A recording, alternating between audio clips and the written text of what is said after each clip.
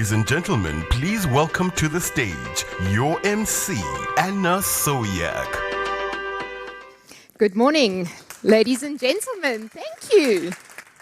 It's such a pleasure to have you with us today, both in person and online.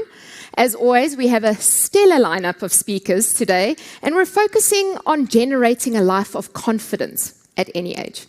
This is our 42nd edition of Sanlam Benchmark, and we'll provide you with insights on the latest trends, as well as the issues and opportunities facing our industry. We're also going to look at the integration of health and digital solutions into our retirement planning. Just a few housekeeping details for our in-person audience. We ask that you please put your cell phones on silent or switch them off for the duration of the event. Smoking is only permitted on the patio outside. The emergency exits are clearly marked. Bathrooms can be found out the doors down the passage on the left, and they'll be on your left-hand side. Please also ensure to scan your name tags when you leave to ensure you get those very valuable CPD points. Also, I'm going to give you a minute to just take down the Wi-Fi details that are on the screen now, should you need them.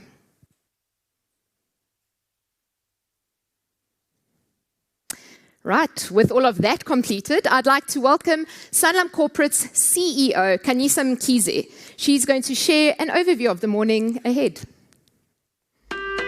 Kanyisa Mkhize.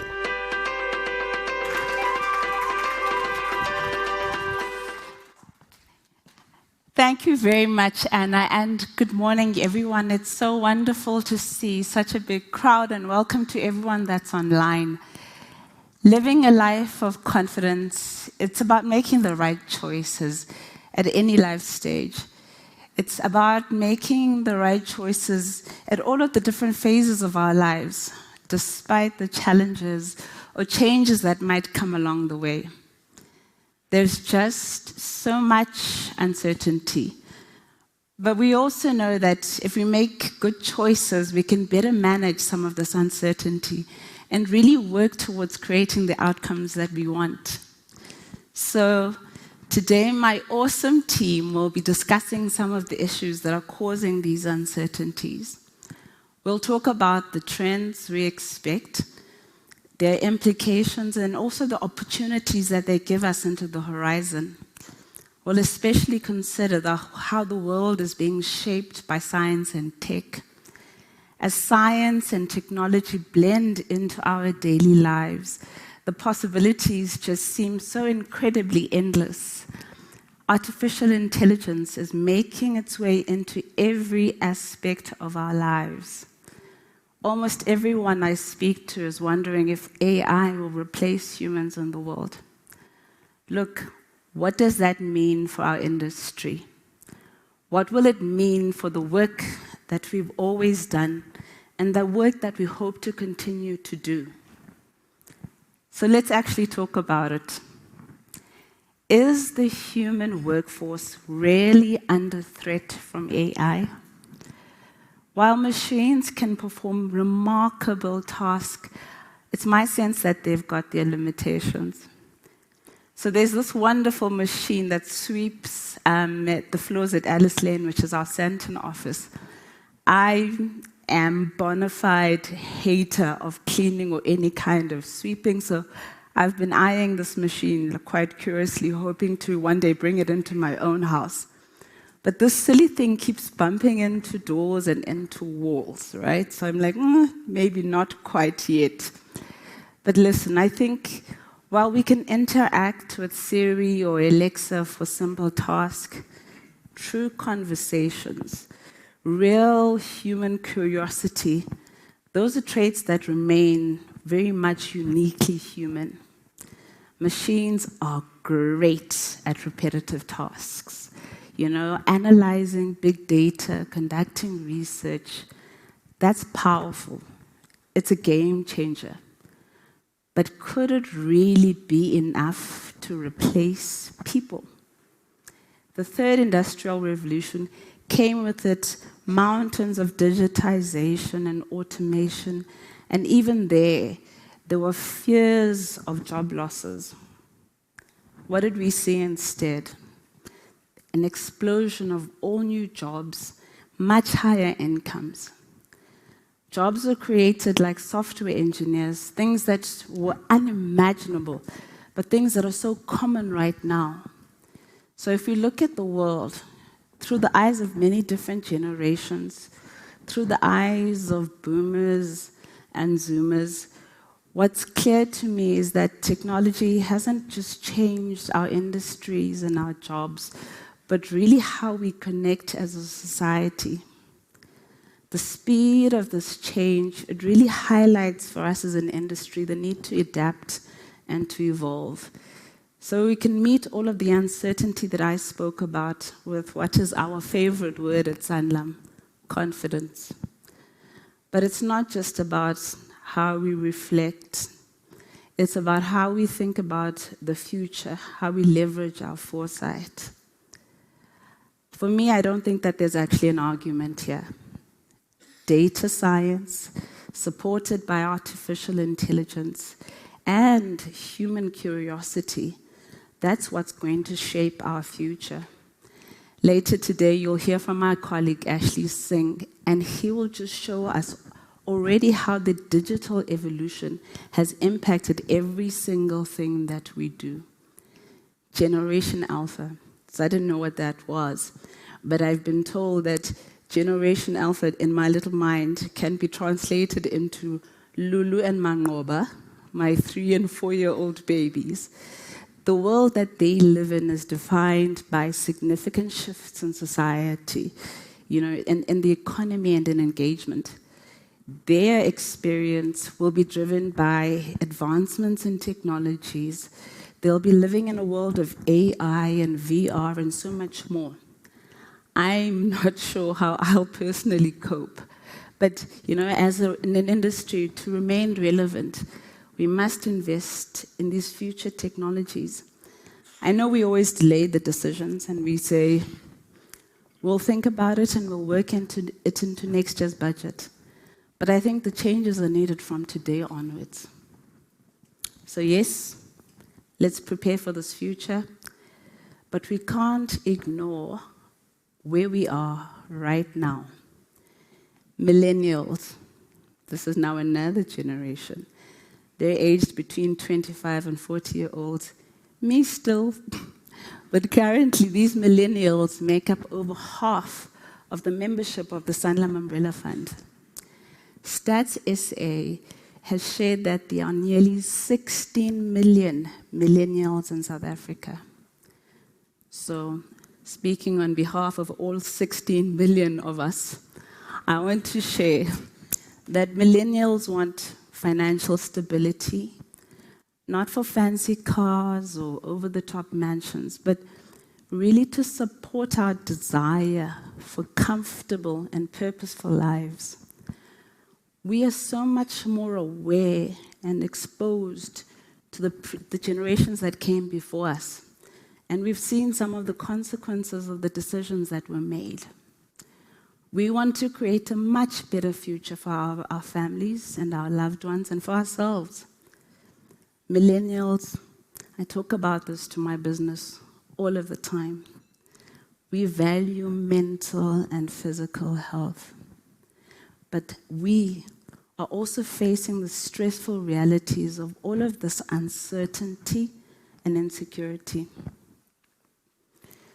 Stress will continue to impact our health. I'm encouraged, by the digital advancements in healthcare and wellness. They really are improving disease management and preventative care.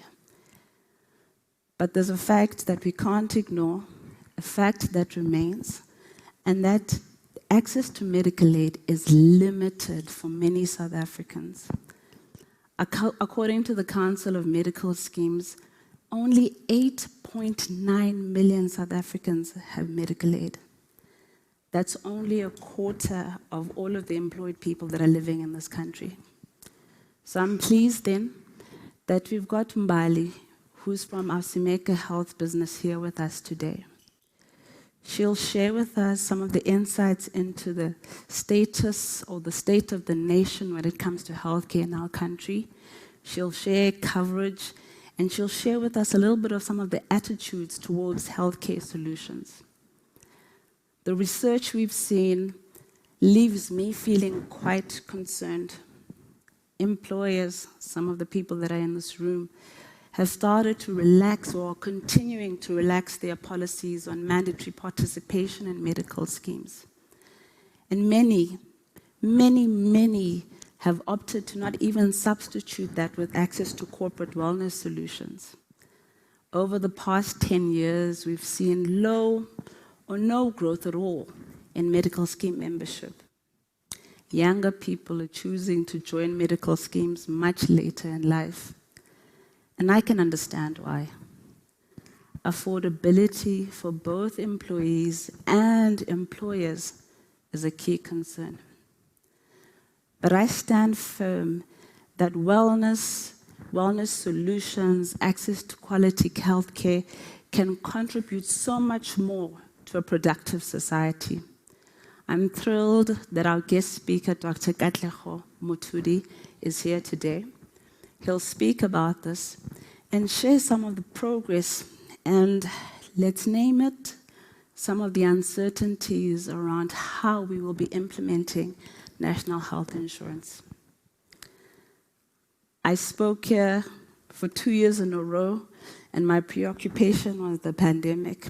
But now, the pandemic is largely behind us, but its impact on our economy still lingers.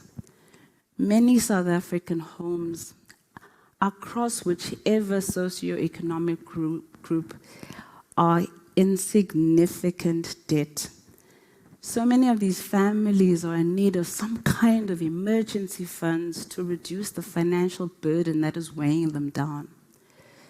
So this proposed two-part retirement system, it's designed to help us strike a balance between long-term retirement savings and also provides access for those families that are facing quite significant emergencies and are facing some of life's other unexpected events. So Lorraine and Marion, they'll provide insight into what it'll mean to provide our members with some early access to their retirement savings. This is an important conversation, especially when you consider that in the last quarter of 2022, the South African savings rate was 0%, and it was 0.2% for the whole of 2022. I've personally been very close to some of the design and the inputs around the proposed two-part system, and it has been one of the privileges of my time here in employee benefits. The system will offer our members so much more flexibility, but quite critically for me, it'll drive important changes in how our members are thinking about preservation. Guys, for us, this is a defining moment. It'll determine how we put many of our members on the path that we believe that they should be on. So as we prepare for the two-part system and we look forward to its potential, our work as an industry isn't just about how we implement it. It's about how we leverage that system to really shift the behavior of our members. It's our duty. No, I'll go further. I'll say that it's our obligation as an industry to inform and provide our members with all of the tools that they'll need to confidently make these big financial decisions. We have a strategic initiative in our business that we're calling member-led outcomes. Member-led outcomes is going to act as an accountability partner to really guide our members through their retirement planning and empower them to make much better choices.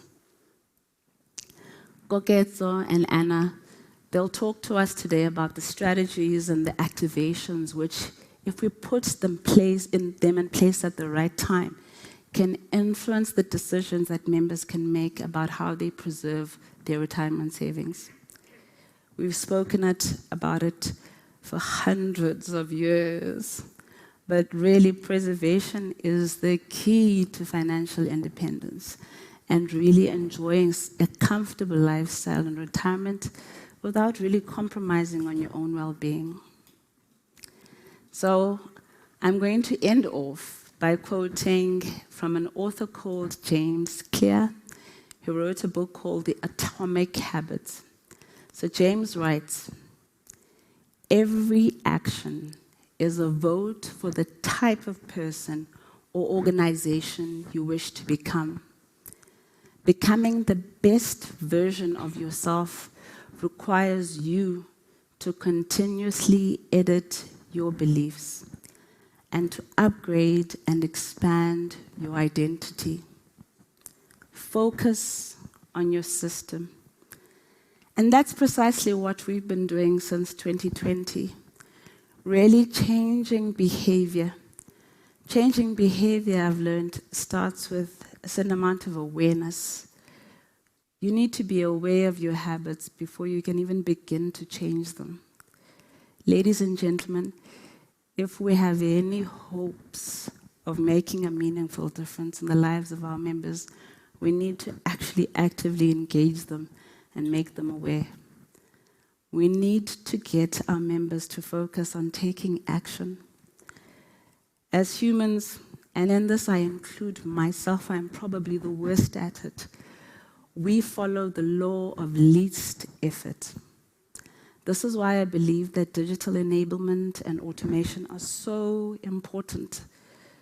The best way for us to lock in the behaviors that we know we need is to actually automate them. Colleagues, I think it's probably enough of the highlights reel. It's time to get to the main show. As always, we are grateful. We're grateful for the value and the input from each client, each intermediary that took the time to complete our client experience research. I know how busy things are, and you taking even 10 minutes to give us this insight means the world to us. Without your insights, we're not able to improve. Every year you push us to continuously review and evolve our offerings so we can deliver competitive, cutting edge, and what we hope are best-in-class solutions. You're challenging us to develop strategies that remain agile in this world that we spoke about that's ever-changing. So we, on behalf of the entire team, offer our heartfelt gratitude for your unwavering trust in us and really partnering with us on this journey. We're committed to creating a future of financial confidence and really delivering extraordinary experiences to you, our valued clients. Over the coming weeks, we'll share some of the strategic initiatives that we've started to work on in response to a lot of the things that you've been telling us over the past couple of years. We're refreshing our proposition and also our Sanlam corporate website. And now I'd like to introduce David Gluckman, who is known to many as the Mary Poppins of umbrellas.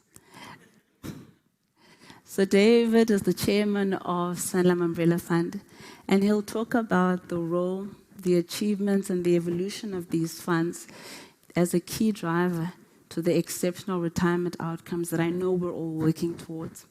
Welcome, David. David Gluckman.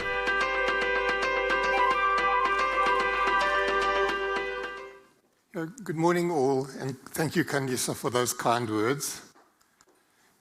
Today actually represents my 11th formal presentation to Sanlam Benchmark event, but it's actually the first time I stand here before you as chairman of the board of trustees of the Sanlam Umbrella Fund, which gives it a little bit of a different dimension.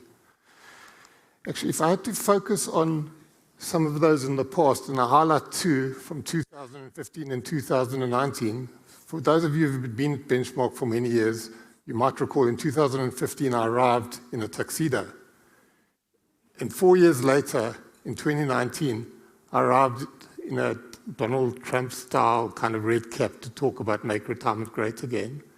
And now it's 4 years later, and a lot of people are asking me, what are you going to do to top that? And you know, Kanisa, a few days ago, the team that does our presentation slides, they sent through the slide deck, and it actually was by mistake. It was your presentation to a Sanlam Connect conference, and in it, there were a whole lot of women wearing high heels. So I had to go back to them and say, are you suggesting I come in high heels this year? But anyway, kind of more seriously, going back to my appointment and election as chairman of the fund in 1 March 2020, it was a strange time. 4 days later, South Africa's first COVID positive case was detected. Only 2 weeks later, we were plunged into a national state of disaster that was to last no less than 750 days. So I thought now, with mosques almost unseen, traffic worse than ever, 3 years later, it's probably an appropriate time just to reflect back on what happened during the pandemic, not to dwell on the past, but actually to ask what are the learnings kind of for the future.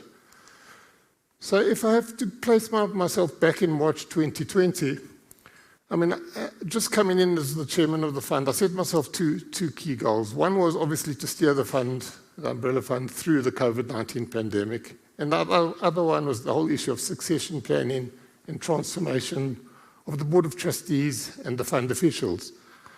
Now, maybe let me start with the second one, and let's rewind 1 day before my appointment. And this was the board and fund officials at the time. And, while this was a very kind of skilled, experienced board, they'd really delivered well, I think it's clear, both if you look at the trustees and you look at the fund officials, it was a board in need of refreshing, bringing in younger people, and also kind of transformation as well. Maybe at this juncture, I just want to pay tribute to my predecessor, Derek Smorenberg, and also long-serving trustee, Marius Jonas, who both died during the pandemic. I mean, their role in building the Sanlam Umbrella Fund was fantastic, and I learned so much from both of them. So what we did in 1 March 2020, I came in as a trustee, and also Mkoseli, so the two of us came in, and this is the board that pretty much steered the fund through the pandemic. So, I really want to thank my fellow trustees and the fund officials for all they did during that time. We were forced to make a change towards the end of 2022 when Marius Jonas sadly died. And, on the trustee side, we brought in Yvette Harris as a sponsor, appointed trustee who's got, many decades experience as a benefit consultant, particularly for large funds. So she's adding a whole extra dimension to the board of trustees. But the change I want to highlight actually is more on the right-hand side, the fund officials. That's the more recent change from 1 April this year. First of all, bringing Shamicha as the head of the fund secretariat. I mean, keeping Irina in to keep her experience as now a deputy principal officer, but perhaps most crucially, replacing Kobus Hanekom, who for 2 decades was the fund's principal officer as the new principal officer. And Jolene actually is in the audience here with us today. I should say, I mean, it's not easy to come in and replace Kobus. Kobus is a legend in the industry. I mean, he's the guy who founded the Pension Lawyers Association. In many ways, he could be regarded as the father of the Sanlam Benchmark event, having spoken at kind of many of these events. And I think everybody in the industry, if you go to their offices, they'll have those thick manuals of Marx and Hanekom, manual of retirement funds, and that's the Bible of pension fund law, and guided so many of us in the industry. But Jolene, I'm sure you'll do kind of a fantastic job going forward. In terms of appointing Jolene, I mean, we advertised by Batseta, through our clients, through our intermediaries, to try to get the very best people to apply for the role of principal officer. We got no less than 50 applications of some of the very best people in the industry. We narrowed it down, we did interviews, and finally we decided to appoint as a board Jolene, who actually is a 2-time member elected independent trustee as well, and I'm going to get to that dual role a little bit further in the presentation. But to talk to Kobus's retirement, I mean, this is some of the fund officials, past and present, Kobus and his wife at his retirement function that we held for him only last month. Now, Kobus, he's been, every time we've had a board meeting over the years, he makes us declare conflicts of interest every single time. He makes us declare any gifts. And normally people say, I didn't get any gifts. Occasionally someone will say, I went to a conference and got a pen and they have to declare it. And Kobus used to always complain. He's been principal officer for kind of 2 decades and no one ever gave him a gift. and everyone else in the industry gets brown envelopes. So you'll see over there, we presented him with a very nice brown envelope with a nice gift in it, and really, Kobus, we thank you for all you did in building the Sanlam Umbrella Fund to the powerhouse it is today. But if I had to go forward as far as like the succession planning and transformation of the Umbrella Fund is concerned, the next step in it is the new independents who are going to come on board from 1 July 2023. So let me just remind you, the Sanlam Umbrella Fund is the only one of the major commercial umbrella funds where members, through member representatives, elect the independent trustees. And those independent trustees have the highest standard of independence. None could have worked for Sanlam in the previous 10 years. Once again, we advertised through Batseta, the Pension Lawyers Association, our clients, our intermediaries to get applications. For this, we got 89 applications. Again, the very highest standard in the whole industry. These were the 9 people that we shortlisted to go on to the ballot paper after interviews, etc. Really top-class candidates. Now, I was hoping to actually reveal to you the final outcome today of who are the new independent trustees from 1 July 2023, from next month. But it just hasn't been feasible to do it 100%. And the reason is, actually, the election closed last Wednesday, 31 May. Only yesterday, Jolene kind of certified that the election was free and fair, the results are credible, and she signed off the results. So we haven't had an opportunity yet to engage with the candidates.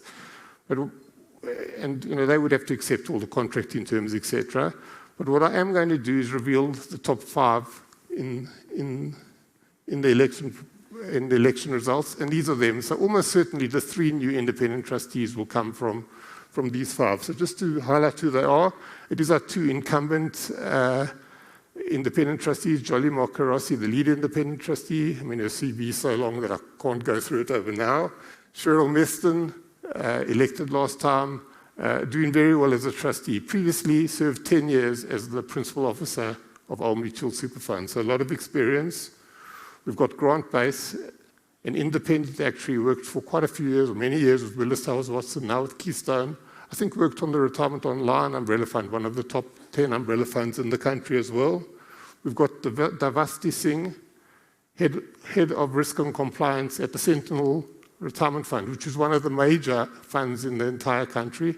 And we've got Karen Harris over there, who for 8 years has been principal officer of the Foschini Group Retirement Funds. So what I'm very confident is we are going to have a fantastic, great, strong board of trustees where the members have elected 50% of the independents. And I'm looking forward to working with these people and building the Sanlam Umbrella Fund even more than it is today. But let me go back again to March 2020.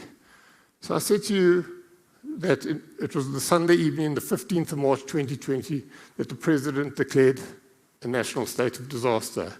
The next day, Monday, we were inundated with queries, concerns, insured benefits, are we covered, investment markets were tanking, etc.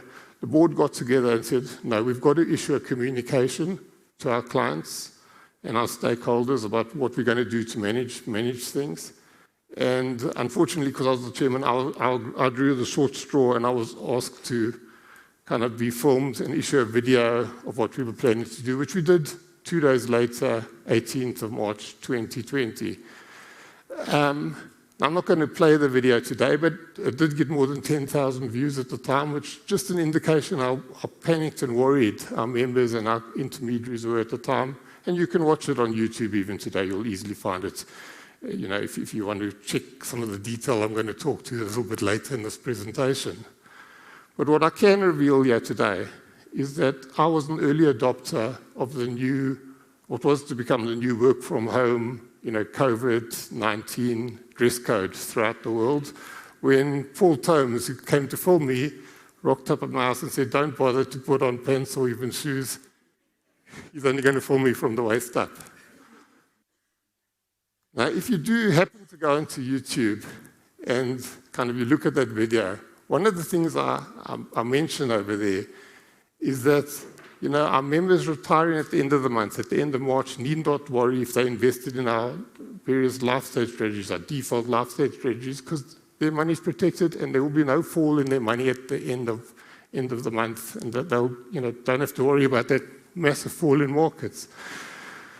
Now, it was very subtle, and I don't think anyone picked it up, but I actually did not say that they would be protected if they retired at the end of April 2020 or the end of May 2020. And the reason I didn't say that is I knew very well that within Sanlam, at the very highest levels, there were discussions going on whether non-vested bonuses should be reclawed from clients, as is a contractual right. Now, that's never been done by Sanlam since these products were launched in the mid-1980s, but still, these were extreme circumstances, and it is a contractual right. What I can say is we as the Sanlam Umbrella Fund, and myself personally, we got involved in those discussions at the highest levels in Sanlam. We argued very, very strongly that this time of crisis was precisely the time our clients would be expecting us to stand behind them, to use Sanlam's capital strength, not to take away the non-vested bonuses, to look through the cycle and take a long-term decision.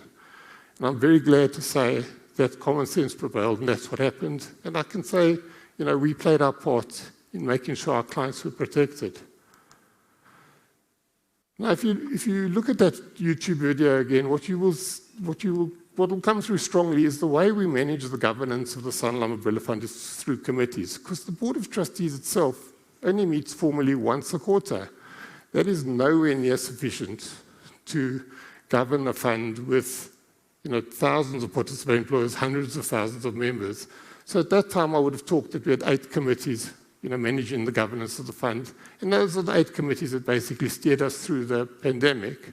But what we did do in the subsequent 3 years, we added 3 more committees. So right now we're sitting with 11 committees. The new committees being a remuneration committee, a transformation committee, and actually one I want to highlight is the individual members products and services committee, chaired by Anna, who you heard from and will hear from a little bit later today. And you'll also hear from Keketso. And the reason I think that's an important committee is, more and more with the default regulations, we've got lots of members who've left the participating employers' employment but decide to leave their money in the fund, either preserved or having an in-fund annuity. We've actually got more than 2 billion rand of money on behalf of our members that we manage on that basis. So this is a committee that's going to be increasingly important in the years to come. Now, I can't possibly touch on in this very brief presentation everything we did to steer us through the pandemic, but the one thing I really think I want to highlight is the issue of insurance premiums and benefits. And the reason is pretty obvious. Because of COVID, it's well known, insurers suddenly made billions of rands of losses with deaths way higher than they'd ever been before, and later reacted by increasing premiums across the entire industry. What you probably would be even aware is, those type of reactions even got the Competition Commission to start looking at, what's going on here and is there a need to kind of investigate. The reason I feel I can speak to this today is I know nothing about that Competition Commission investigation other than outside of what's reported in the media. I also play no part in the setting of premium rates from any insurer, including Sanlam Group Risk. My role here is as a trustee, and I sit on our Insured Benefits Committee, where we engage with those insurers. We try to get the best, fairest rates for our clients. We try to protect the risk pool. We try negotiate terms and conditions that we think will be favorable to our membership. We even once a year actually do a full auction of every risk benefit for all our clients, just to make sure that they're paying competitive rates and to make sure competition keeps insurers honest. But at the end of the day, we've got to recognize that the Board of Trustees or the Insured Benefits Committee does not set the premium rates. It's the right of the insurer as a commercial entity to set their own premium rates. So the important question really becomes, in my mind, is kind of what is a fair margin for an insurer to make on group risk business? Now, there's not probably a right or wrong answer over here, but if you had to ask me, And I've said it for many years, I think about a 5% margin is kind of right. So like if you're paying about 100 Rand net premium and the insurer pays out 95 Rand in claims, over the long term, that seems about fair to me. So what I can say is that in our most recent Insured Benefits Committee that took place in April this year, where our biggest insurer, Sanlam Group Risk, came back to report our claim experience, as they always do. I mean, over an 8-year period, what they reported is that claims were running at precisely 95% of net premiums, which actually indicates to me over a fairly long period, and that includes the entire pandemic, that we're charging our clients what are kind of reasonable and fair insurance premiums. Maybe if I had to just go into this a little bit more, and actually this is a very nice graph, it kind of very graphically illustrates the effects of the COVID pandemic, and you can see it in different ways. You can see the first wave, kind of mid-2020, caused by the Alpha variant. You can see the second wave at the end of 2020, caused by the Beta variant. Mid-2021, you'll see the Delta variant, and then a small blip at the end of 2021 with Omicron, and then kind of straightening out over there thereafter. So maybe to explain our approach during the pandemic, now we had already written pre-March 2020, and about January 2020, we wrote to all our clients confirming the premium rates that would apply from April 2020 for the ensuing 12 months, and the insurers were committed to those premium rates. They couldn't increase the premium rates contractually during the first wave. Now, when it came to kind of towards the end, October, November 2020, we started to engage with our insurers of what would happen with the April 22 revision. And you know, hindsight's a wonderful thing, but at that stage we had no idea, and the insurers had no idea either, that we were about to be hit by a second wave in South Africa and worldwide even.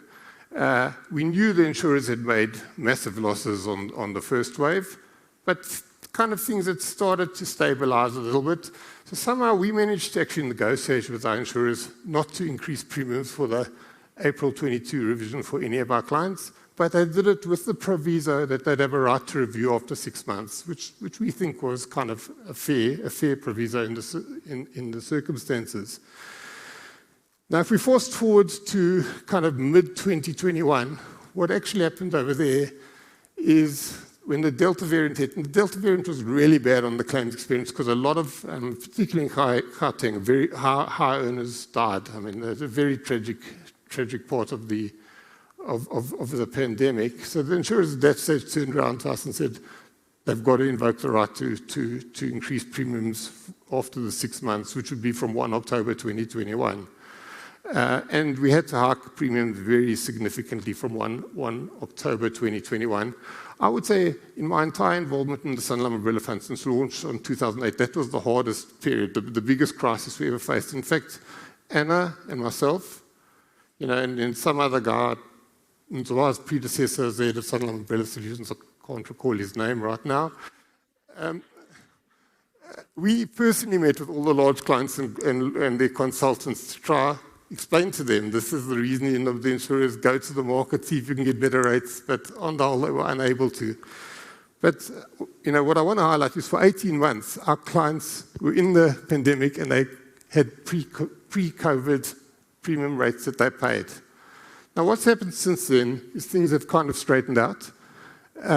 We did start to put that through with the April 2023, the last revision. On average, our clients got decreases. If you have to ask me where we're sitting now, it's still continuing. I mean, the insurers are still worried. They're still saying we're worried about long COVID, increase in disability claims, all those type of things. So they're taking a cautious approach. But, you know, as I said, I've got that 5% figure in my mind. I've got that 95% claims experience in my mind as fair for the long run. So if you have to ask me, and it's a guess, and it is, you know, subject to all things being equal, it looks to me actually we're well on track that our clients are going to get premium rate decreases on average at next revision, maybe even nice premium rate decreases, and maybe even the one thereafter, 2025, if things continue. So, you know, in summary, well, maybe I'm not one to necessarily quote the special one. I think actually our clients, our existing clients and our even new clients who insured via the Sanlam Umbrella Fund actually can be quite confident things are kind of looking good as far as premium rates are concerned. Now, when I last spoke to Benchmark in 2019, I had a slide about 50 billion of assets. That meant that we were closing in there of the Sanlam Umbrella Fund having 50 billion of assets under management. Today, I can report in the next few months, we're going to surpass 100 billion rand. The key trend over those 4 years has been the continued consolidation of the industry. 4 years ago, maybe it did happen, but 1 billion rand plus standalone funds, it was unusual to join an umbrella fund. Today, if a standalone fund is 1 billion rand, 2 billion rand, 3 billion rand, 5 billion rand, it's actually pretty common they want to join an umbrella fund. Things are getting so complex. In fact, I would even say it's becoming the norm. And if you have to ask my prediction of what's going to happen in the next year or two, I think that trend is going to accelerate. And the key reason it's going to accelerate it in the next year is this two-part system. It is the most complex legislation ever introduced in the South African retirement fund industry. It is way more complex than surplus legislation. It is way more complex than default regulations. I was at a pension lawyers conference a couple of months ago. They did a presentation on what all funds have to do to get ready for the default regulations. Then they did a straw poll of the attendees, and these are representative funds. I think it was close to 90% said there's no way they can be ready by March next year. But it does look like it will be implemented March next year. But let's see what Lorraine and Marion later have to say about that. But if I have to talk to the reform process, I'm actually a big fan of what Treasury have done on reform over the last 10 years. I think a lot of what the things that they've introduced have really been good for the industry, and they are improving the industry and will result in better retirement outcomes.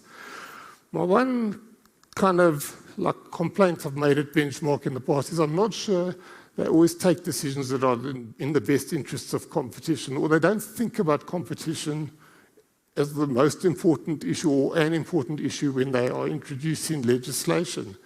And in 2014, I wrote kind of this over there for Today's Trustee. Very, very nice publication, actually. But a year later, I actually wrote a different article. And this was in 2015. I wrote the article entitled Welcome Competition at Last. And the reason was we suddenly saw a whole lot of new entrants to the commercial umbrella fund market. But I think my point is I don't think this is arising from what the policymakers had done deliberately. It was more an accident. What actually happened is the umbrella fund market had become so substantial that certain players who stood on the sidelines suddenly said, we can't continue anymore, we have to enter the market. And we saw in very short succession, Ellen Gray, Discovery, Signia entering the market. But actually, if you look at that title of that article, it's got a double meaning, because for Signia specifically, for me, it was very welcome, their competition, because I knew Magda would get on a stage and start talking about fees and transparency, etc. And I knew that would play into our hands, because the Sanlam Umbrella Fund has led that debate. We're the only commercial umbrella fund who's had our charges analysed in detail at research presented to the Actuarial Society of South Africa. We were the first umbrella fund to later launch the retirement standard cost disclosure of ASISA. So I think part of the reason for that 50 billion to 100 billion growth in that short period has been kind of the transparency, and it's played into our hands. But if I have to talk to competition, I mean, the bottom line is if you look at these top 12 sponsors, and I measure this kind of every quarter, these are the top 12 sponsors in the commercial umbrella fund market. I think you will all agree. These are major brands, significant players. This is a highly competitive market. So I'm not talking the standalone fund market, where maybe there are kind of concerns. But in the umbrella fund market, we have to fight tooth and nail every day to attract clients and keep clients. And that is a point I made very strongly to Rob Rasconi recently. Now, Rob is doing research for the Department of Social Development in conjunction with the Wits School of Governance. And they're looking at what are the ways we can make the retirement fund industry better for members. And, for those of you who think that the idea of a national social security fund is off the table, think again. It's very much on the political agenda. And we're going to hear from Dr. Matuti on national health insurance later, which is kind of similar in some ways. What I said to Rob the most important thing, I believe, is competition. If you don't get competition right, and we can point to many state-owned enterprises, or industries where there are monopolies or oligopolies, it's not good for consumers. Maybe, Eskom would obviously be the prime example, but there will be many others. So talking to competition, this is a list of some of our clients, and what you will see over there is, we had to compete for every one of those clients, but not only to compete to get the clients, every single day now we have to compete to keep the clients, because every one of those clients can go somewhere else tomorrow. They can go to our competitors. And that's a good thing, that's healthy. That pressurizes us to up our game and give a good deal to our clients. What you will also see, there's a lot of really big clients have started to join the Sanlam Umbrella Fund, and I think a key thing that we've seen over there is that they like in this market our investment flexibility. Often the standalone fund, they've got very good governance, they've got a very good investment strategy in place, they may want to keep it, and they want to manage the transition risk. And that just supports what Einstein says about keeping things simple. And I think that's the right thing. I think we've built a lot of skills over there, and I think that's part of the reason for our success. And I think that's why I'm kind of optimistic. We're going to continue to grow very well above our competitors in the next year or two. But if you had to ask me, maybe in closing, what's the single most important thing for any client to consider when they choose an umbrella fund? Is it fees? Is it investments? Is it systems? Is it people? Whatever, etc.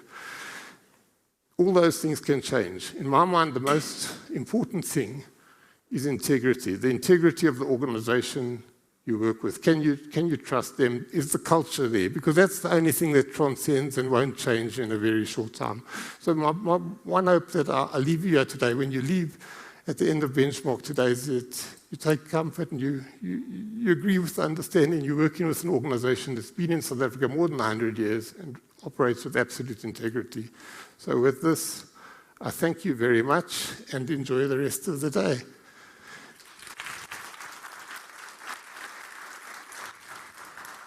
Okay, before I leave you, I'm just going to introduce our next guest, who is Dr. Katlego Matudi. He's the Managing Director of the Board of Healthcare Funders of Southern Africa.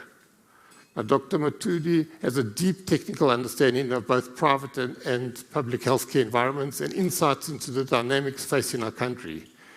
He'll be sharing the progress made by government in the provision of national health insurance. So thank you for joining us today, Dr. Matudi. Dr. Katlego Matudi.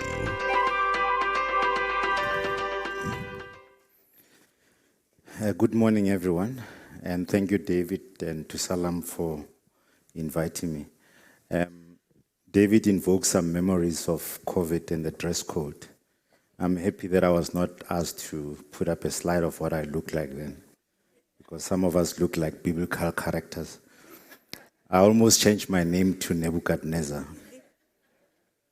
But I'm happy to be here today just to share a few thoughts on the strides made by the government in its pursuit to establish the National Insurance Fund. I'm going to cover a few areas, maybe talk a bit of what NHI is, what it is not. I'm going to talk about the progress made and also give you some sentiment analysis and then maybe some examples from a global perspective on what's happening in universal healthcare coverage. The NHI is essentially a pooling mechanism that put together all the funds that are contributed, that can be from the private sector, from individuals, etc. So it is a government initiative, which is largely about financing.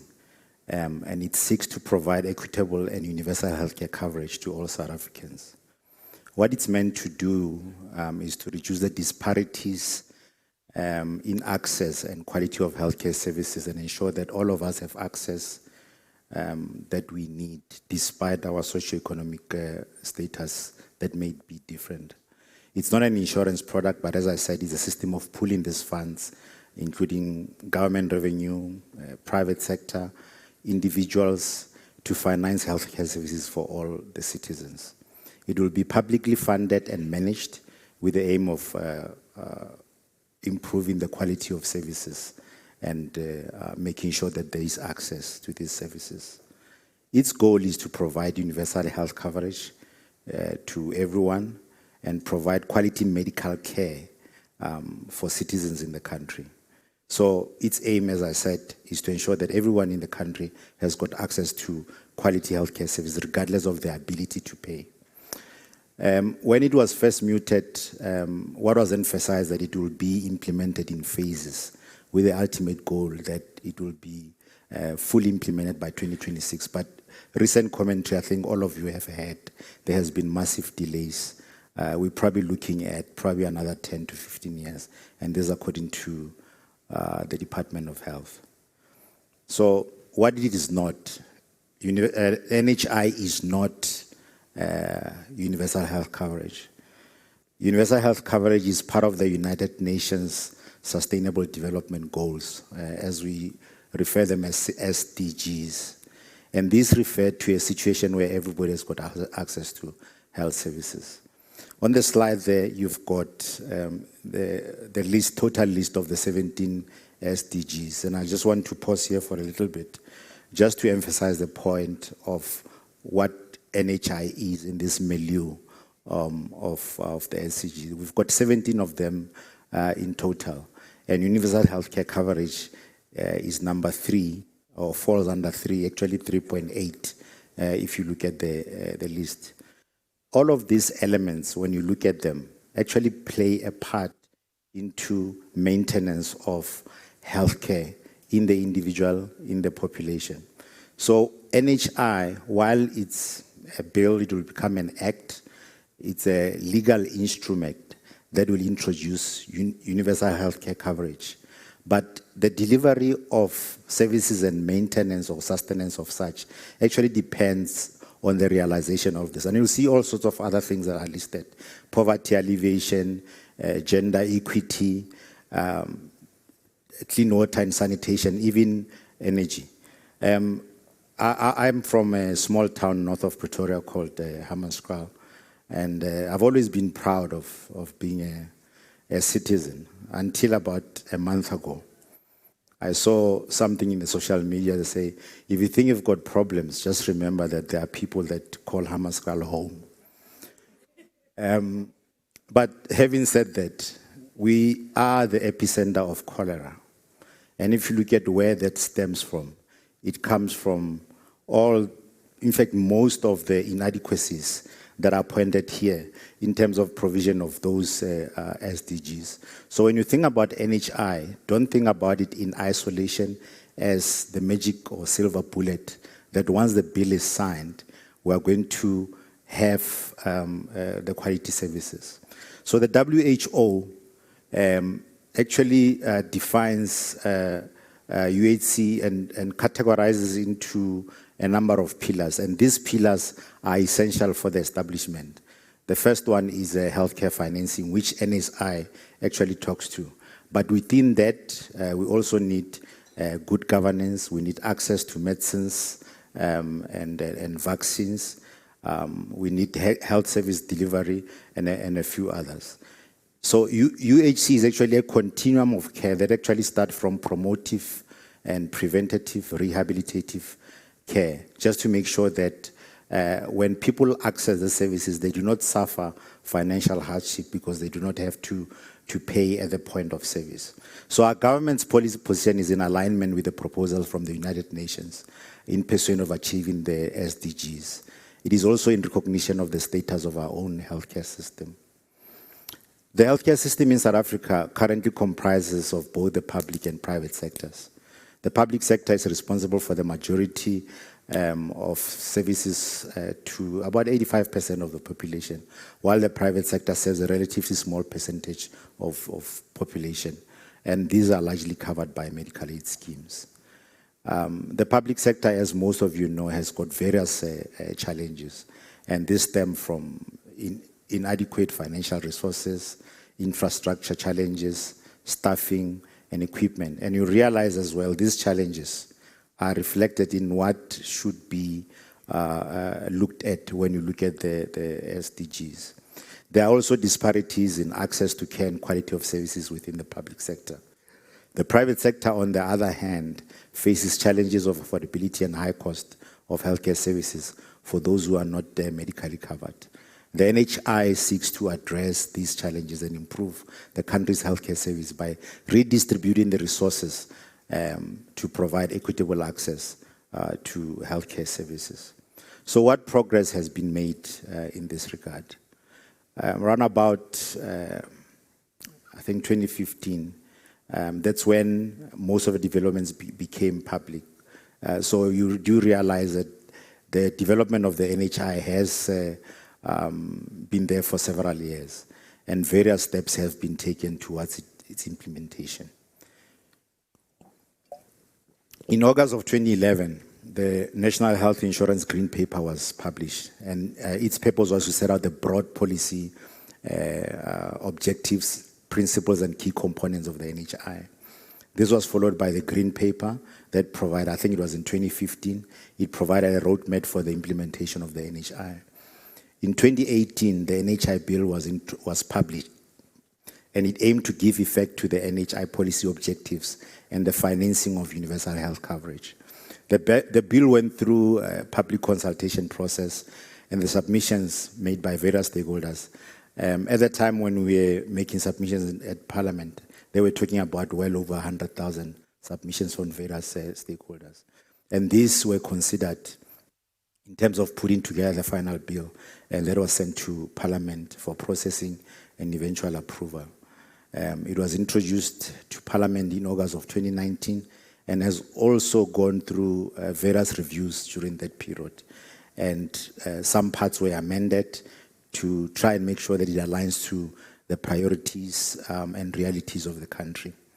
It underwent a public consultation period again, where stakeholders and citizens submitted their comments and suggestions. The bill was approved, revised and approved by the Portfolio Committee in September 2021 as a first stage after a brief period of suspension in 2020 as a result of the COVID-19 pandemic. You'll remember, I think a week ago, the Portfolio Committee on Health voted on it, and it will now be passed on to the floor of the National Assembly.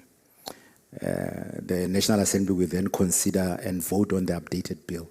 It will then be sent to the National Council of Provinces, which will also go through its own processes, which will include public hearings, town hall meetings in various provinces, and decide whether to approve or amend it. Once the bill has been passed by both houses of Parliament, it will be sent to the President for assent. There may be also further regulations and administrative processes that need to be developed and implemented after the bill is signed into law. The implementation of the NHI will require significant investment in the health system, as well as a phased approach to ensure that it is rolled out in a sustainable and effective manner.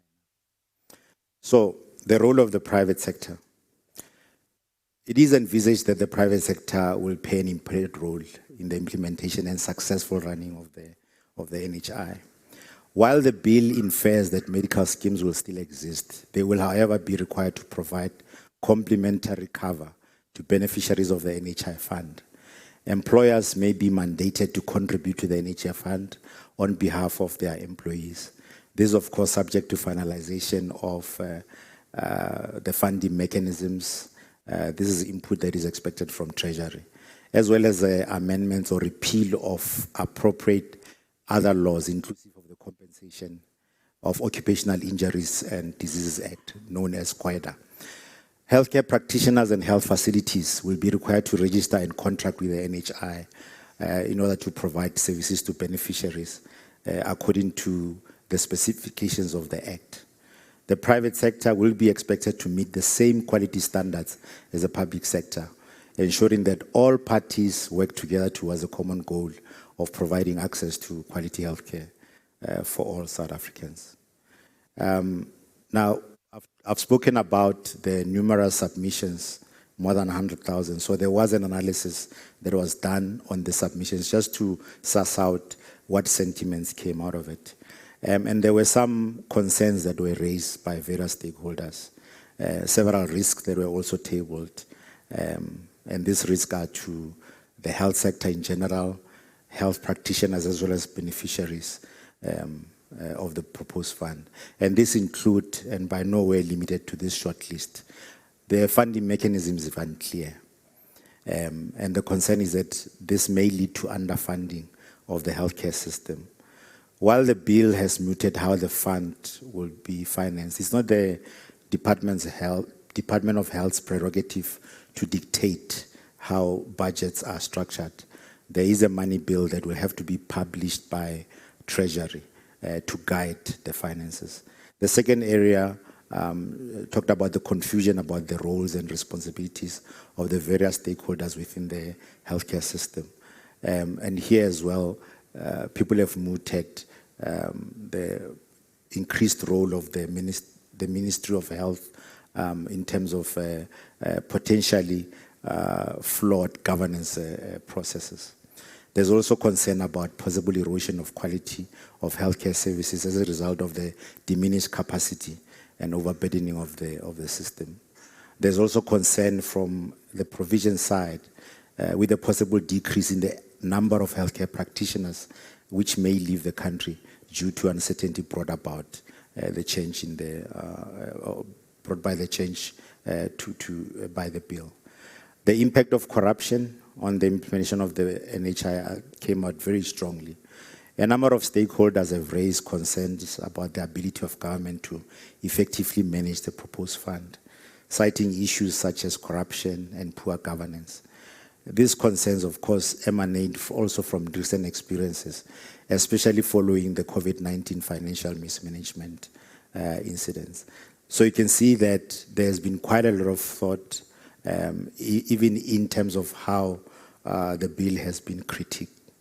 Now, from a global perspective, there are several countries that have successfully implemented universal health coverage, which means that they are able to provide all citizens with access to basic health services and protection against financial risk. Some of these countries include Canada.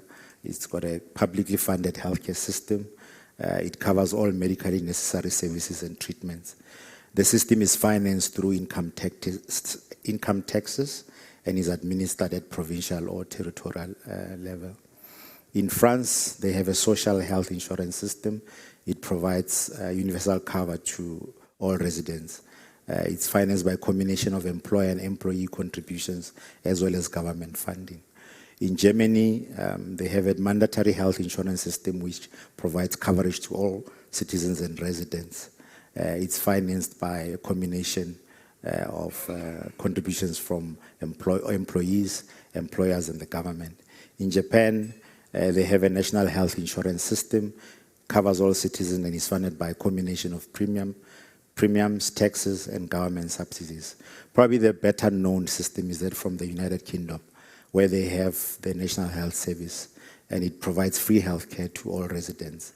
This is funded by general taxation and is administered by the government.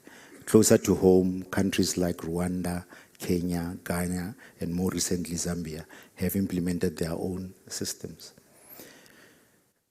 On reflection, there is evidence that the introduction of universal health coverage in these countries and other territories has been positive, with reportage of better quality of healthcare than those that have not. It is because people are likely to seek medical care early on, rather than waiting until their condition has worsened. And this would obviously result in better health outcomes. Further, their citizens have better access to preventative care, primary care, and other medical services. In addition, like these countries that have introduced UHC, they tend to have higher life expectancy rates, lower infant mortality rates, and higher healthcare satisfaction rates among themselves. There are, however, some drawbacks, and this include choice limitation. It's been flagged as one of the disadvantages of a healthcare system with limited private sector involvement. Patients may not have much choice in terms of which doctor to go to, which facility to seek care from, and medical procedures that they would otherwise discuss with their practitioners that they would have as appropriate for their ailments. And this is different from a situation which would be market-driven. The second area is that of lower innovation. Because of limited private sector involvement, it might lead to lower innovation. In a market-driven system, private companies are incentivized to innovate and develop new treatments and technologies to stay ahead of the competition. So in a system which has got limitation of private sector involvement, there may be less innovation and fewer newer treatments or technologies. One resounding concern is around the time taken to access treatment, the longer waiting times. So also limited by private sector curtailment, it can lead to longer waiting times for medical procedures, appointments, and tests.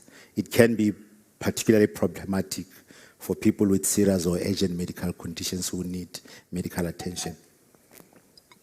And lastly, the burden on government. I think we all know now that most governments, including ours, are burdened by the need to look after their citizens. In fact, Section 27 of our Constitution talks about universal healthcare coverage as the ability for the government to provide healthcare only to the extent that it can afford. So when there's limited private sector involvement, there will definitely be a burden on government resources. Governments are responsible for providing healthcare services. And if there's limited private sector involvement, they may need to spend more money and resources on healthcare than they would have to in a more market-driven system. There are recent reports from the UK now recently, with the NHS looking more and more to the private sector for support. And I think what this underlies is the importance of collaboration. I think we saw very good examples of that during COVID, when the private sector, non-governmental organization, as well as state, got together to assist the country to deal with the pandemic. So in conclusion, I just want to say the NHI is an important policy tool in the effort to achieve universal health coverage in South Africa. And it's a crucial initiative for the South African healthcare sector. Its aim is to improve the quality of healthcare services for all South Africans, regardless of their social standing. The implementation of the fund, however, is a complex and lengthy process and requires that everyone participates in the dialogue. It is equally important to understand the healthcare landscape and our responsibilities individually as health citizens. The next presentation by Ms. Mbali Khumalo, the Managing Director of CIMEC Health, does exactly that. It positions you as the beneficiary of the sector, but also outlines some of the responsibilities as a consumer of health services alongside those of the employer. It is also aligned with the global move to encourage health promotion and the adoption of a preventative attitude to health, rather than the curative and hospice-centric one that defines us as a private sector.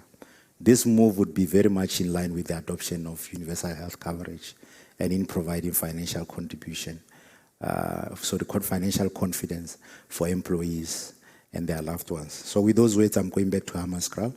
Thank you for your attention. Mbali Khumalo.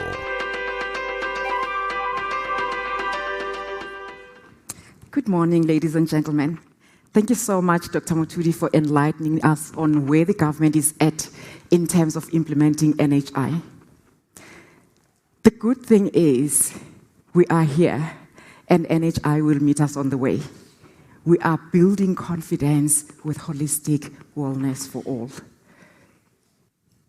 Employer-subsidized or guided medical scheme used to be traditional way that the employers were getting employees covered. In the past decade, this has changed. With medical scheme membership remaining flat, young people deferring the age at which they join, and some employers stepping back from guiding subsidizing access to medical aid. several alternative health solutions have entered the market to fill the gap left by the decreasing medical scheme membership. Can you hear me? These ranges from on-site clinic, primary health insurance, employee assistance program, corporate nurses, and virtual consults. These solutions make it more cost-effective for employers to offer some form of healthcare to their employees. But it also complicates the employer's process of deciding what is the correct product mix and how to extract cost and health outcomes synergies across complementary health solutions. Companies such as Sanlam, through Sanlam Corporate Wellness, are developing integrated solutions for employers to simplify the advice process and prepackaged solutions designed to achieve optimal outcomes at an affordable cost and health outcome synergies. Making provision for healthcare and wellness expenses is costly. Even when made available through employers, the sad thing is that not all employees participate. According to the Council for Medical Schemes report of 2022, only 14.95 or 8.9 million South Africans participate in medical scheme. 50% of this 8.9 million people are dependents on either their spouses or their parents. That then leaves us with 4.5 million principal members, which is only 25% of the 16 million economically active South Africans, as we know that there's only 16 million people who are employed in South Africa.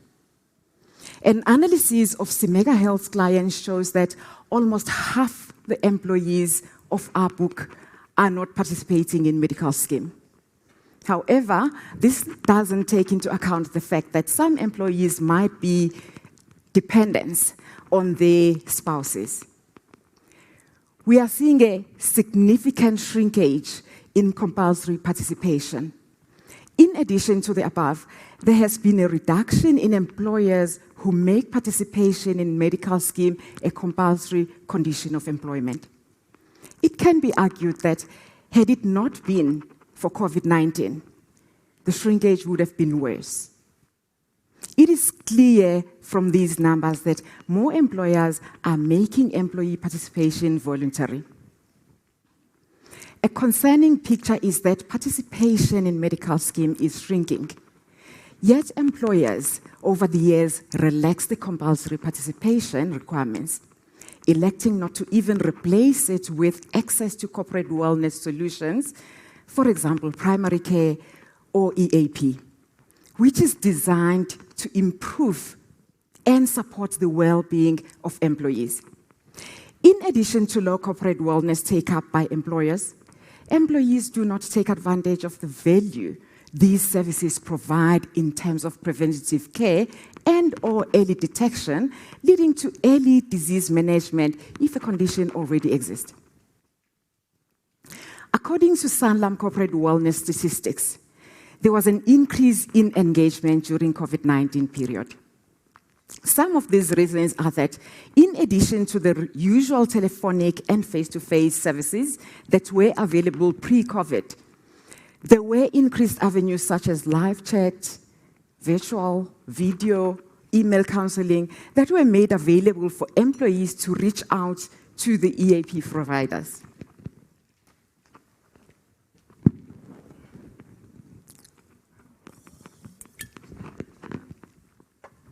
More employees were seeking support and requests for group trauma support for COVID-19, bereavement, and mental health-related issues. Proactively, employers sought and continue seeking additional group support to empower employees in their professional and personal lives. Engagement is beginning to stabilize, though, to pre-COVID levels, although a sharp increase in employee reaching out to seek support for a wide range of psychosocial and practical issues is evident. Presentation of mental health is concerning. Life-threatening and behavioral risk is increasing. According to our statistics, mental health trends is increasing with 15 authorizations per 1,000 lives for 2023 year to date.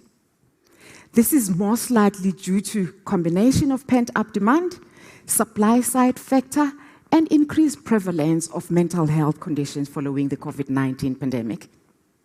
Predominant causes of wellness challenges can be avoided through lifestyle behavior changes and by participating in wellness initiatives. Lack of physical activity, nutrition or lack thereof, alcohol abuse and smoking, which we call the Big Four, account for 65% of healthcare costs. Early participation enables increased role of wellness and preventative care. It reduces late journal penalty. It reduces risk of hospitalization, which is also at 65% in terms of the Council for Medical Scheme expenditure report. 65% of the industry goes to funding hospitalization. Over a third of current expenditure can thus be avoided, resulting in lower cost of care and enable affordability and improve access to quality care. This will also improve risk performance and scheme sustainability. People delay access to medical scheme or any healthcare-related solution made available. In this way, they also ignore preventative measures made available, like disease and nutrition management programs that are covered by medical schemes. When they are older and the disease has progressed and it is more expensive, they also do not access any reserve funds in their retirement capital because they've also prematurely accessed that retirement savings to fund their lifestyle choices. The Sanlam consumer study shows that 38% of South Africans who previously cashed in their retirement benefits have used the money to fund living expenses. Graph 8 represents the South African population as at June 2022 as per Stats South Africa, and Graph 9 represents the medical scheme population as per the 2022 report. From the different shape of the graph from age 20 to 39, it is evident that people opt out of medical scheme when they are young and healthy. This can be attributed to health not being the priority at a young age. Out of affordability constraint and high unemployment rate. However, it is noticeable in Graph 9 that female participant is higher than male participant at childbearing age. This implies that while participation is not a priority for this cohort, if an event that requires hospitalization is expected, young female adults prefer to access care in a private healthcare facility. According to our partner, Afrocentric Statistics, only 15.4% of the Med Scheme members' universe, and their universe is 3.8 million lives under administration. So of that, only 15.4 are participating voluntarily. Of this group of voluntary participants, only 18.1 are below the age of 35, and 81.9% are over 35. This indicates that only 18% of this cohort are young South Africans who voluntarily participate in healthcare-related initiatives or invest in healthcare. This 18% represents only 2.8% of participating members, or call it 107,000 or 44,000 principal members. If we extrapolate these statistics to the 8.9 membership in the medical scheme, the total voluntary membership is only 250,000 or 106,000 principal members. According to Stats South Africa media population estimates, between 2002 and 2022, South Africa experienced a positive population growth year on year. During the same period, we also saw an increase in life expectancy at birth. Life expectancy also recovered post-COVID-19 and improved from 61.7 in 2021 to 62.8 years in 2022. According to the Youth Spend and Lifestyle Report of 2022-2023, 64% of South African population is under 34 years of age. That means that 37 million young people, there are 37 million young people in South Africa. Moreover, 29 million of these young people are between the age of 15 and 34. Not only are these significant numbers of youth, but previous research showed that they also hold 55% of the spending power in South Africa, which is 100 billion rand per annum. Research conducted by Stats South Africa in 2022 also highlights that 2/3 of young people report feeling stressed and worried. And many young working people attribute part of the stress to financial insecurity. Additionally, factors like crime, safety, and load shedding were highlighted as stressors of young people. On top of these, economically active young adults are predominantly stressed by their need to keep or get employment. Although youth place value on mental health, physical health, and living well, they continue to face the reality of stress, future uncertainty, and insecurity. On the other end, they spend the least on healthcare, as can be seen in graph 9 earlier in my presentation. The biggest problem for the medical scheme industry is that there is reduced cross-subsidization between the young and healthy and the old and sick people. Healthcare as a compulsory condition of employment is not a quantifiable measure of health and wellness. As we heard from Dr. Mutudi, the thinking that NHI will lessen the disparity about access to quality care is misleading. And the low voluntary participation percentage will worsen, putting the entire population at risk. According to Med Scheme statistics, 1/3 of the membership base, which is 1.2 million members that Med Scheme administers, have a chronic health burden. This demonstrates the difference between reactive and preventative care and the impact of the late participation. Although most healthcare practitioners and medical schemes encourage members to start having routine tests, for example, cancer, at age 40, wellness initiatives have no age limit, and if engaged at an early age, we can prevent some conditions. And it can be early enough, it can be prevented, diagnosed early enough to arrest the severity of the condition. Late joiner penalties are imposed due to possible anti-selection against medical schemes. This makes the joining process more expensive and too expensive for some. Statistics shows that control of non-communicable diseases reduces the burden of the disease by approximately 80%, which is why the World Health Organization 2030 Agenda for Sustainable Development recognizes NCDs as a major challenge for sustainable development.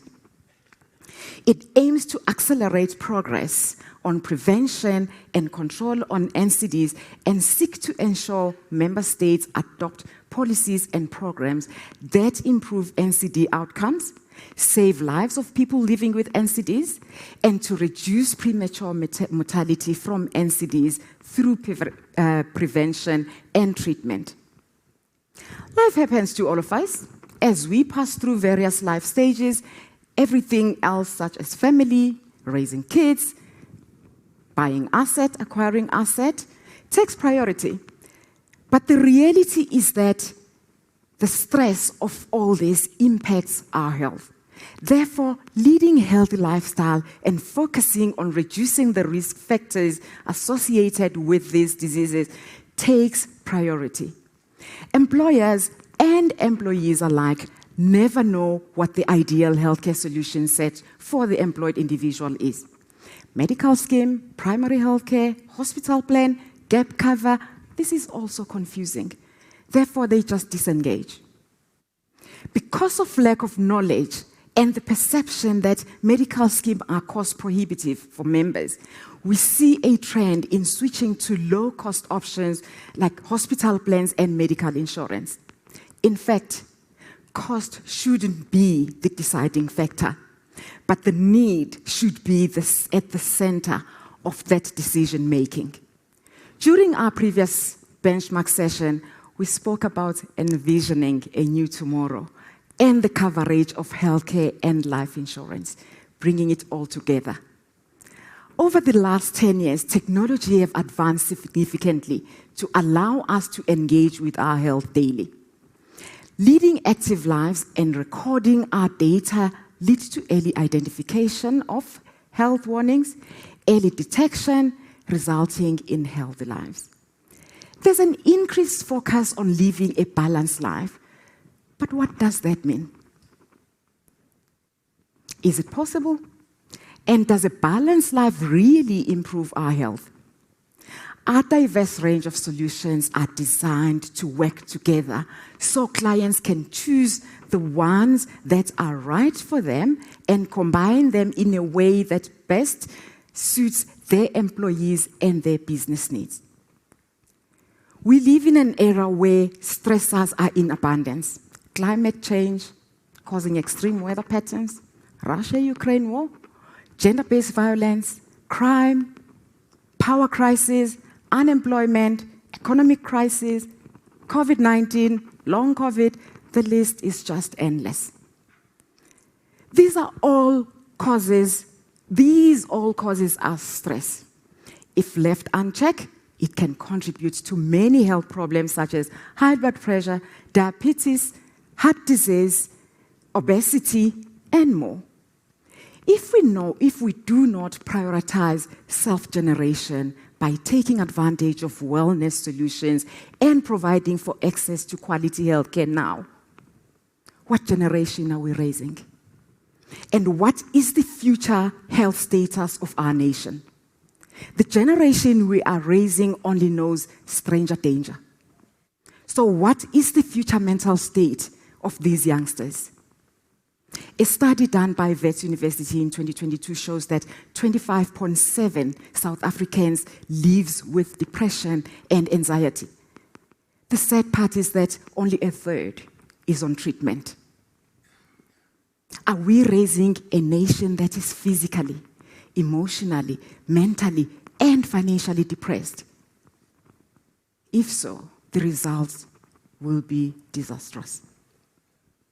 Let us not allow the circumstances of today to turn us into the dying nation of tomorrow. It is time to take charge of our health and our wellness.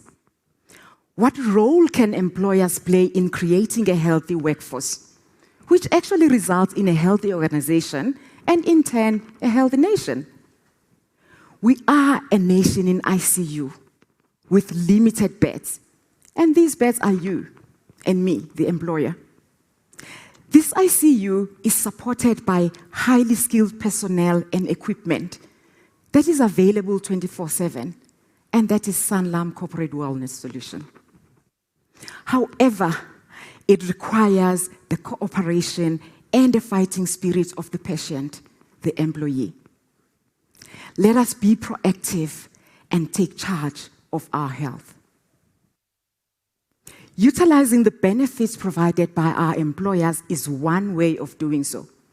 By so doing, our nation will heal bit by bit, and we will become a physically, emotionally, mentally, and financially healthy nation for generations to come.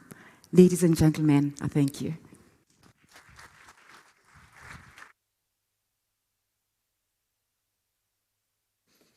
Thank you, Mbali. Your passion for creating the health outcomes that's required for our nation to succeed is actually really inspiring. I'd also like to thank David and Dr. Mtudi for their insightful presentations. I must admit, as I stand here, I feel a little bit less daunted about the future. And by focusing on our desired outcomes for our health and for our retirement needs, we can harness the magnitude of opportunities available to us to ensure that our members have a life of confidence at any age.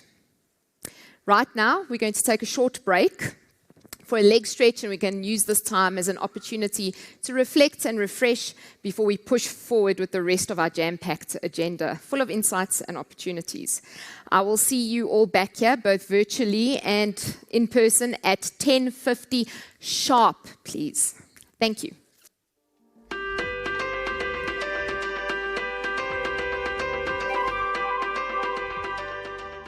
Please welcome back on stage your MC, Anna Soyak. Welcome back, everyone. We have got an exciting opportunity during our last presentation for some of the guests that are here in person today. So if you have a device that's been placed under your chair, please can I ask that you just make sure you don't stand on it or kick it accidentally. It is a rather sensitive device. Those of you that don't have one under your chair, feel free to move forward to the first couple of rows and you can have a cool experience. I'll just give you a tip, virtual reality. But for now, I'm delighted to introduce Lorraine Mekwa, Managing Executive of Client Experience for Sanlam Corporate, and Marion Gordon, Principal Investment Consultant at Sameka Consultants and Actuaries. They'll be talking to us about what the two-pot system is and what it means for you and your employees' retirement investment. Welcome, ladies. Lorraine Mekwa and Marion Gordon. Thank you. I was thinking I just got a promotion. Thank you, Anna. Good morning to everyone. The objective of the retirement fund industry is to ensure that members are able to retire comfortably. I think we can all agree that's what we're all here to do. This is ensuring that members have enough income in retirement to live with confidence. But the results that we're seeing are not quite there. And what we're seeing is that less than 10% of members are actually able to maintain the standard of living that they had before retirement. And this is due to undersaving and not preserving their assets. These retirees are therefore having to rely on family members and the state pension to basically get by. This financial dilemma is largely attributed to poor preservation. When people are changing jobs, which erodes the financial security for retirement. To combat this unsustainable retirement norm that we have, policies and resultant solutions should aim to improve the social impact in our communities.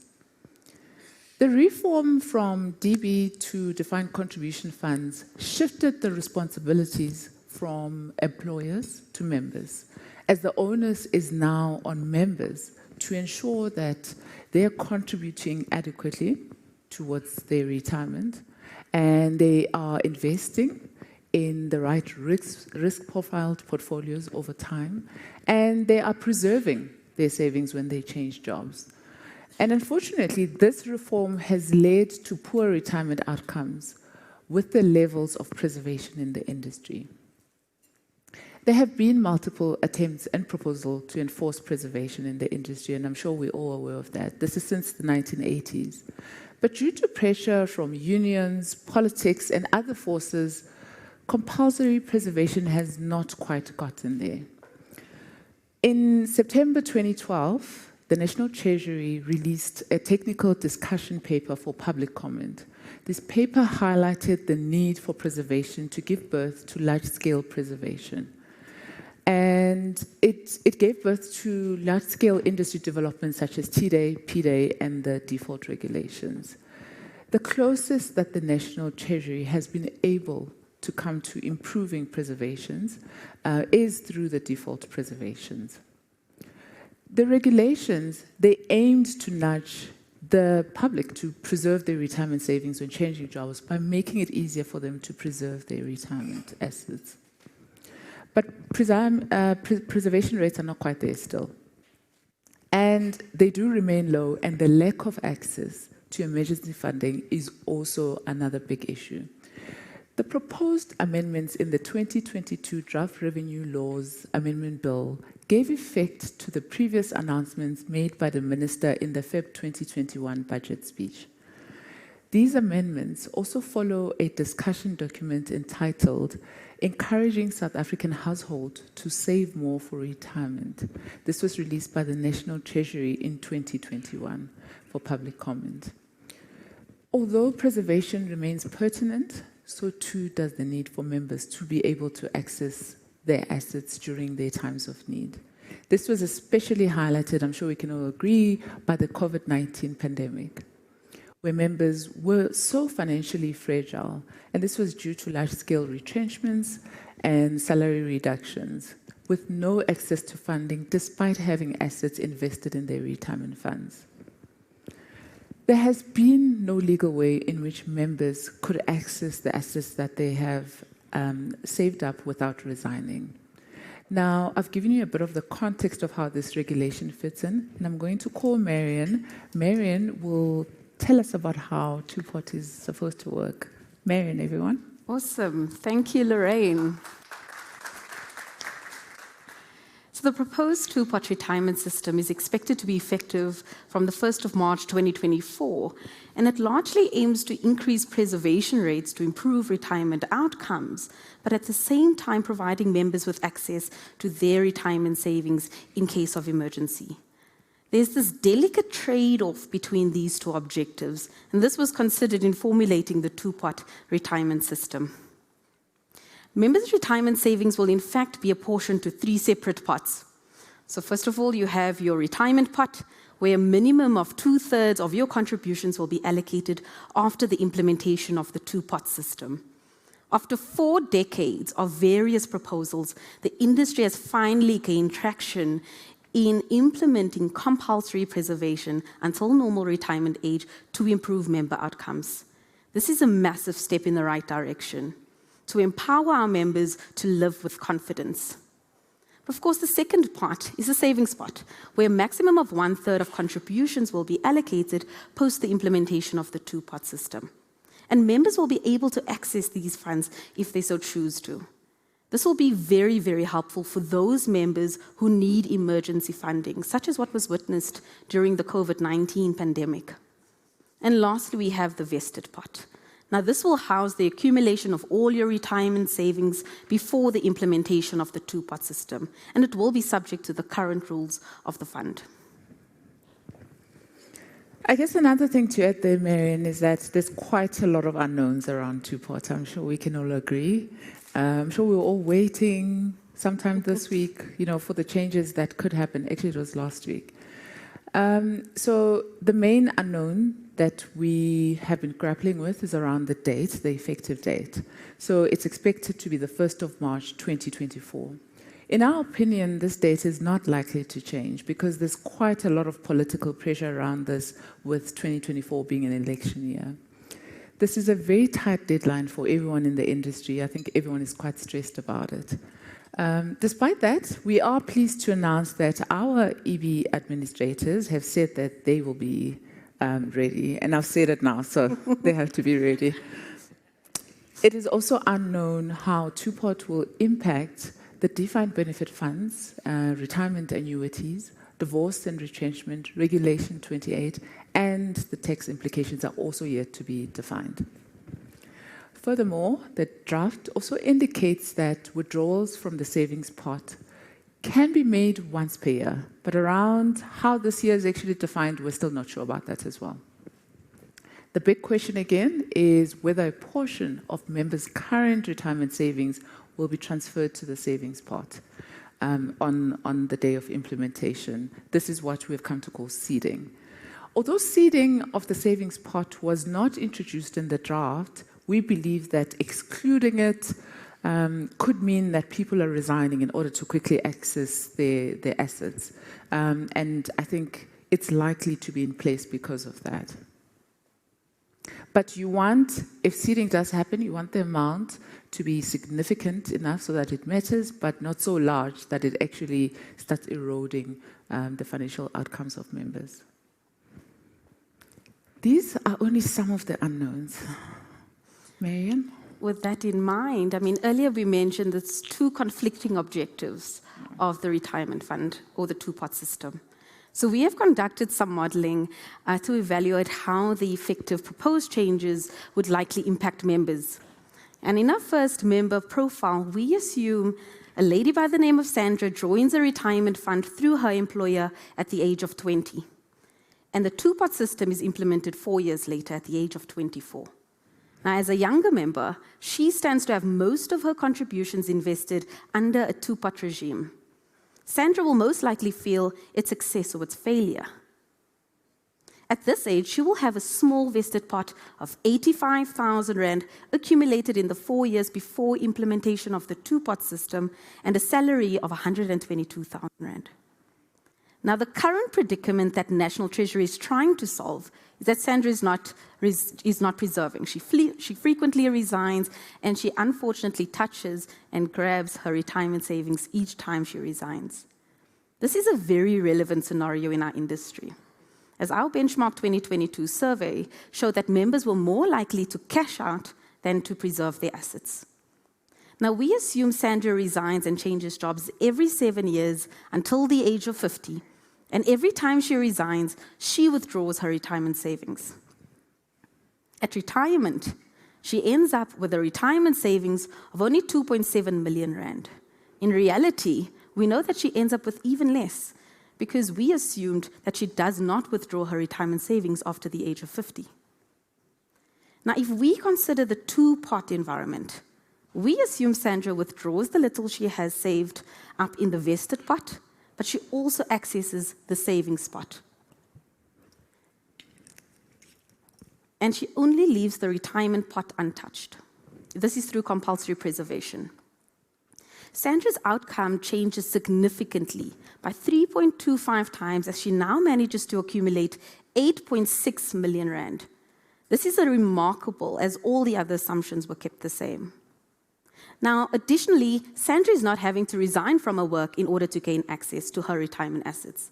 She gets access to her savings pot in case of emergencies while still improving her retirement outcomes. The two-pot retirement system is therefore expected to significantly improve members' retirement savings by means of compulsory preservation in the retirement pot. Sandra can improve her outcomes even further by choosing not to withdraw from the vested pot. In this scenario, we assume Sandra accesses the savings pot, but she leaves both the retirement and the vested pots untouched.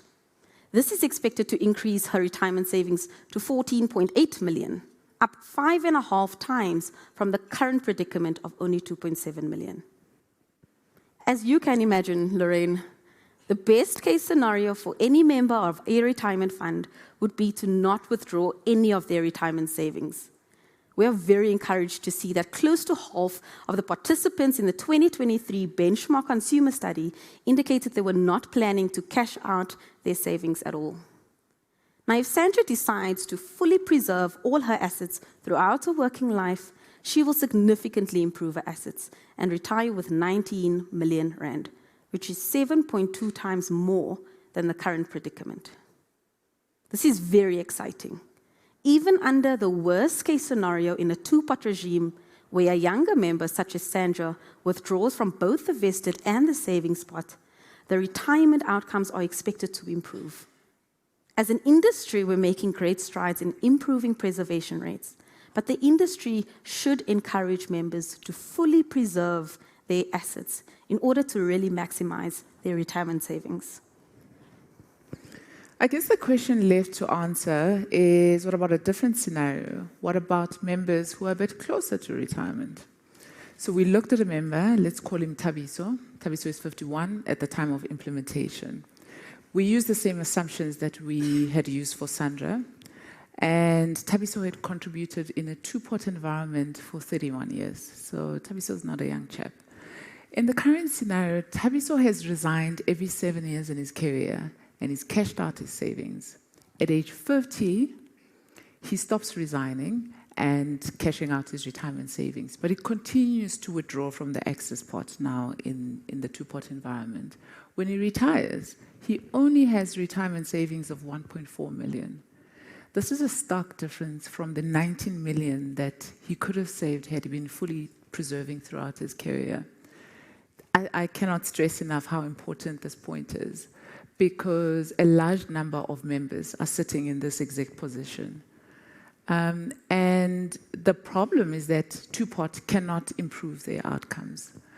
It highlights that two-pot, the ability for it to improve retirement outcome hinges on a long term of contributions to the forced preservation retirement pot. One way in which Tabiso can improve with the time that he has left his retirement savings is to preserve his assets from here on and not touch the excess pot. This could improve his outcomes somewhat. So this current scenario is one that cannot be solved by the two-pot system for this very large group of members. As an industry, we then have our work cut out for us, because it says that we need to work the journey with members. Financial education and financial advice will be very key, because we need to guide these members to from basically pre-retirement solutions to post-retirement solutions that are appropriate for them. So it's not a win for everybody, and it's important that we're there to play that role. Marion, how are we doing on the preparations in the rest of the industry? Well, to be frank, the entire retirement fund industry faces numerous tasks with very limited time at hand. We need to head there swiftly by the 1st of March 2024, unless told otherwise. And I can confirm that the Sanlam corporate team has been working tirelessly to ready the two-pot ship. But institutions in the industry still need to consider quite a number of tasks. I mean, updating your fund rules and facilitating those process changes, updating and issuing member communication, member education, updating counseling material, and of course, updating your administration platforms, which we'll touch on in just a bit. But very importantly, consultants and trustees would need to sit together to define and refine their investment strategy. So this is all a lot of tasks that need to be implemented by the 1st of March 2024. And there's a lot of an enormous preparation that goes into implementing the two-pot system. Now, one thing that we can agree on is that the modeling that we've seen is certainly quite positive, especially for younger members in the fund. And we're heading in the right direction as an industry. We now understand a little bit more about how the member is impacted. But I think we should unpack what this means for the role players in the industry itself. We'll start off with trustees and consultants. Well, they have a big role to play, as I've mentioned, in shaping the investment strategies and solutions available to members. In considering the most appropriate solution, trustees will need to consider their investment objectives, the Regulation 28 implications, things like liquidity risks, and of course, their membership profiles. Very importantly, members' financial sophistication, their level of contribution and preservation to date, as well as their risk tolerance are all important in the decision-making and driving the future behavior of members. But let's look at some of the options available to these trustees. Firstly, trustees could consider just retaining the current long-term investment strategy for both the savings and the retirement pot. This is a defendable and a simple approach. But the risk with this option is that members wishing to withdraw their retirement savings could crystallize their losses if markets, unfortunately, have been underperforming, as David had mentioned earlier, like what we've seen in the COVID-19 pandemic. The product houses are also likely to have issues with accommodating the level of liquidity required in these portfolios, particularly if you consider those strategies with higher private market and alternatives exposure. The second option is to offer a lower risk profiled portfolio for members and a lower risk profiled in the savings pot relative to the retirement pot. The big risk here is that members wishing to remain invested and not withdraw any of their retirement savings until normal retirement age would face lower investment returns on their assets. This would have a negative impact on their retirement fund savings in the long run. In Sandra's case, you'll recall that her retirement savings, when fully preserving, was 19 million rand. By simply having a money market strategy on the savings pot, that retirement savings is expected to reduce to 16 million rand. This is an important point, and the industry should aim to not disadvantage one group of members to bring benefits to another. We simply cannot punish those members wishing to fully preserve their assets. Now, there are at least two ways in which trustees could combat some of these risks. I mean, if you consider a lower risk profile portfolio on your savings pot, you could increase the aggressiveness of your retirement pot to compensate for that lower expected return. Alternatively, instead of using money market strategies, you could consider asymmetric strategies, one that offers real capital growth, therefore participating on the upside with lower levels of volatility than the retirement pot.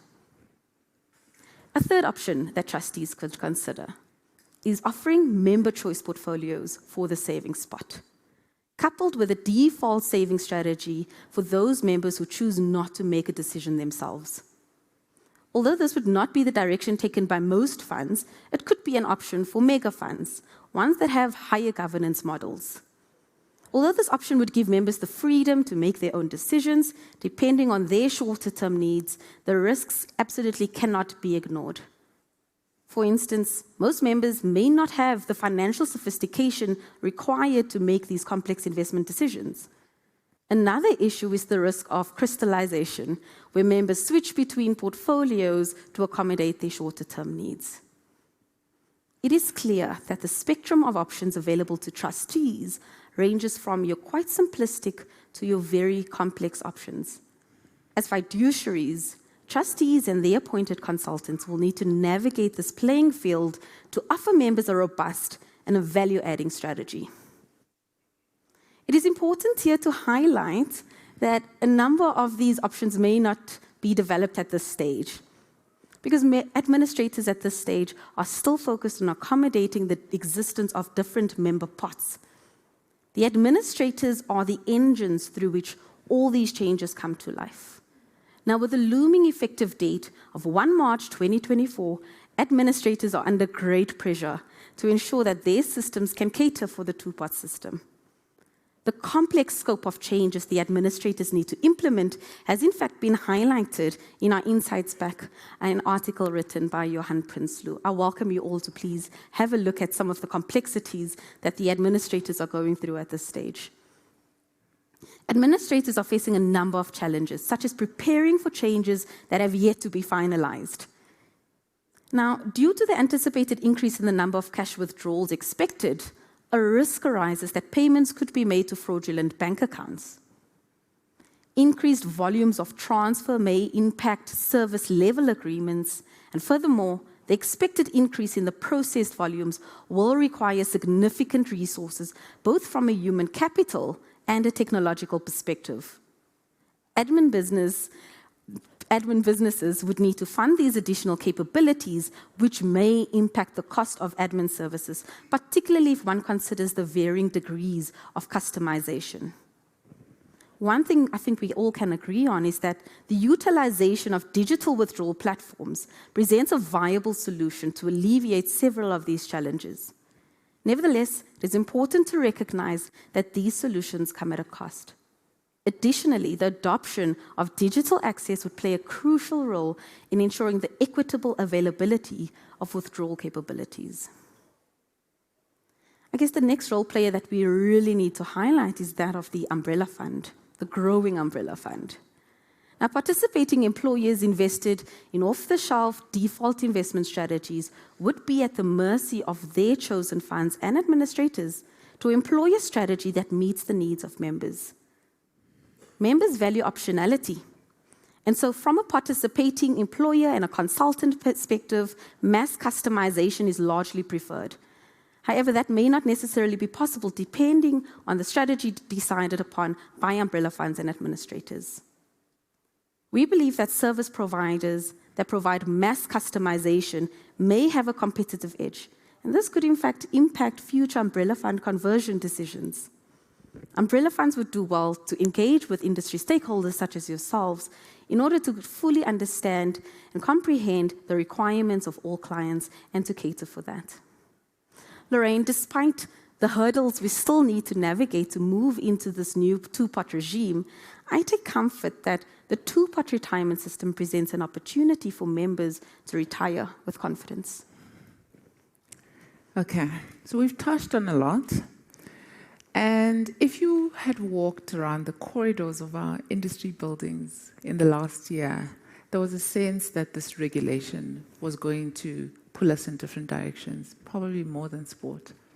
In fact, our 2023 Benchmark Consumer Survey reflected this view. One thing rang true, though, in all of the arguments is that we're all focused on good member outcomes. The two-pot system is not a silver bullet. I think if there's anything we've demonstrated, that is that point. There are more pitfalls for a lot of members who are involved in bringing it to life, but especially for older members in retirement funds. Our models, with the assumptions that we've discussed with you, reveal that two-pot system has the potential to achieve both the objectives that have been set out for it. This is a great win for an industry that has been struggling with less than desirable retirement outcomes. But there's also a danger for members to view the access pot as a bank account and use it for frivolous consumption. And that would obviously be at the detriment to their future. The regulation also brings quite a lot of risks to every party in the industry, especially everyone that needs to play a role in bringing this to life. The funds, as fiduciaries, together with their trusted consultant, must navigate their new normal by providing and crafting appropriate solutions suited to their membership base. This is to make sure that they're actually improving retirement outcomes. Members, they need to be empowered.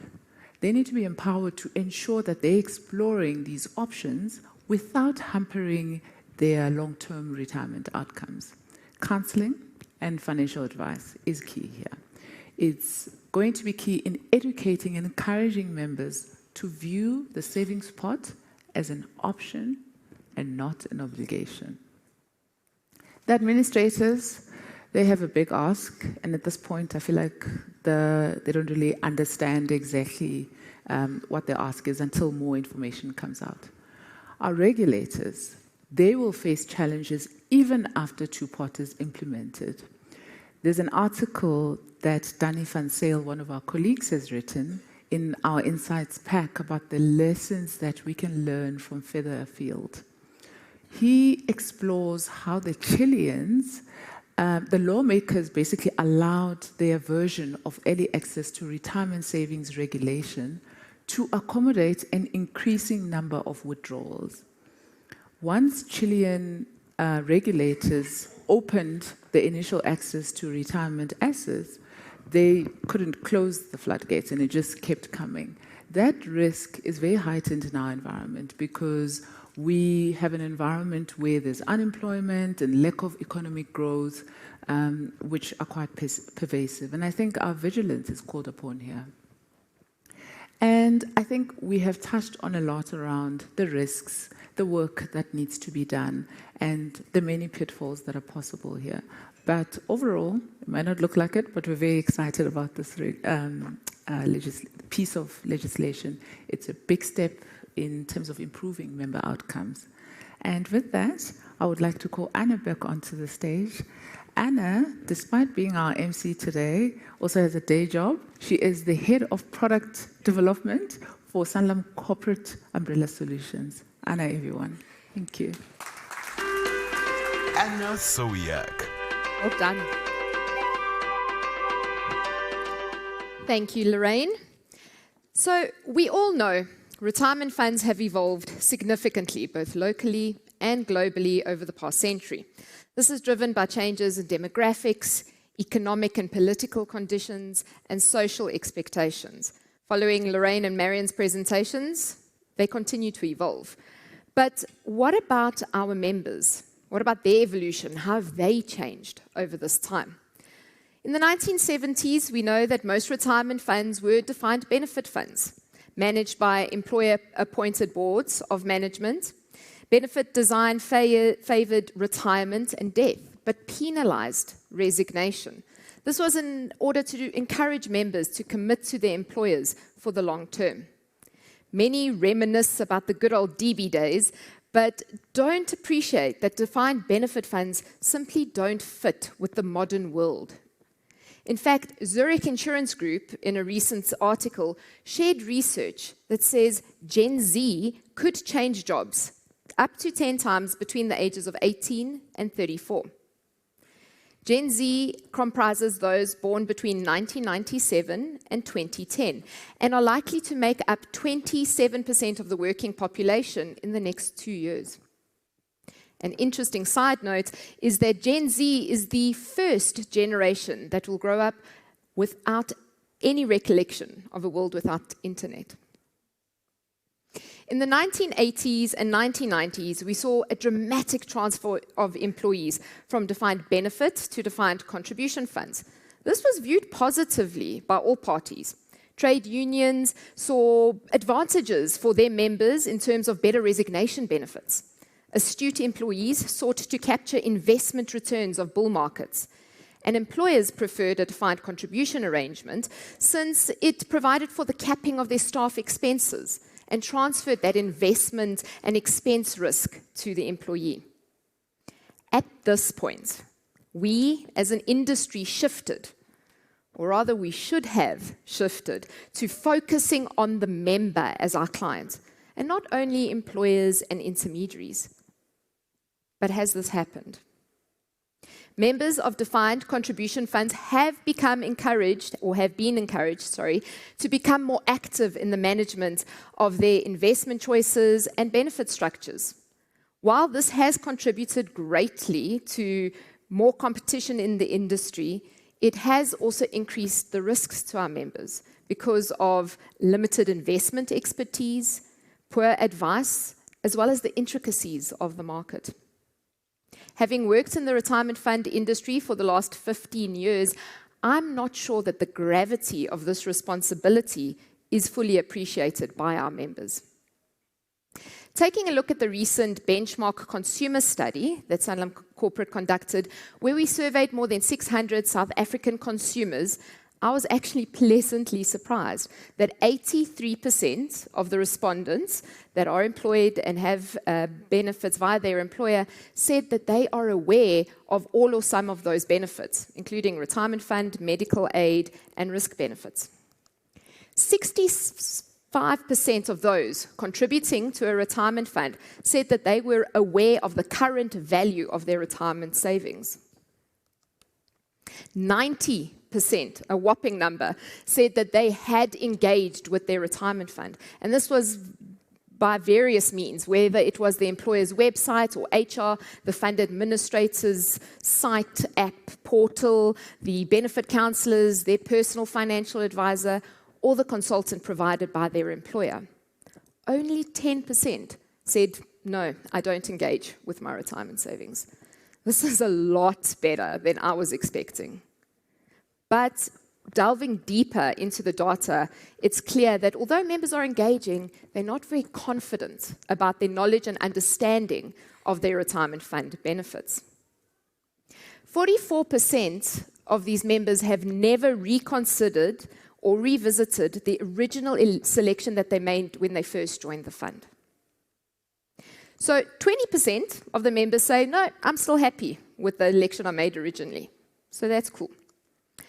13% believe that their employer and the fund trustees have put the best options forward for the members in terms of the default strategy. So they're also comfortable not to have to review their original selection. But 45% said the reason they had never revisited their original selection was because they lacked knowledge about retirement planning. They found the options far too confusing. They didn't know what the options were available to them, and they were scared of change. What about the all-important factor of preservation? Well, 47% of the respondents were Sandra's in Marion's presentation, where they had taken all or part of their retirement savings out in cash. The very sad part of that is when we asked them, what support were you provided at that time of resignation or retrenchment to make that all-important decision? Most indicated they weren't provided with any support. They were simply given a withdrawal form. So perhaps the willingness and the engagement are there, but there's financial pressures and cost of living and inflation that are simply too high for our members to genuinely be able to live a life of confidence. Perhaps we as an industry aren't providing enough support to our members. And I can only imagine the complexity that this two-part system will add. However, things are changing. Research from the 2022 BlackRock Retirement Survey indicate that Gen Z is already saving more than previous generations. Many members of Gen Z have memories of the financial crisis of 2008 and 2009. They may have witnessed their parents or loved one losing a job or a home during this time. Similarly, for the COVID-19 pandemic, they may have watched their family go through a difficult time as businesses closed. Older Gen Z members may have even lost their own jobs during this time.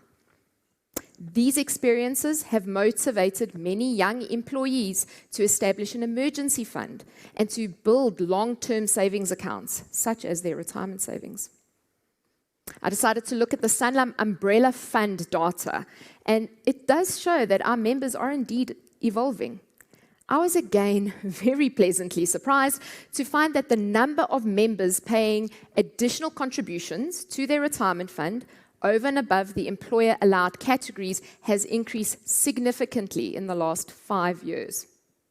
The majority of these members, as we would expect, are making additional contributions up to 5% of their salaries towards retirement.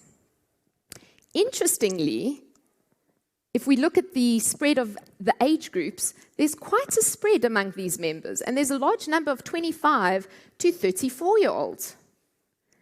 So perhaps the younger generation is more financially savvy. Maybe they have been scarred by the statistics and their experiences via all these crises that they've lived through. Or perhaps, and this is the one I want to believe, perhaps all our relentless, never-ending communication as an industry on the importance of saving enough for your retirement has finally paid off.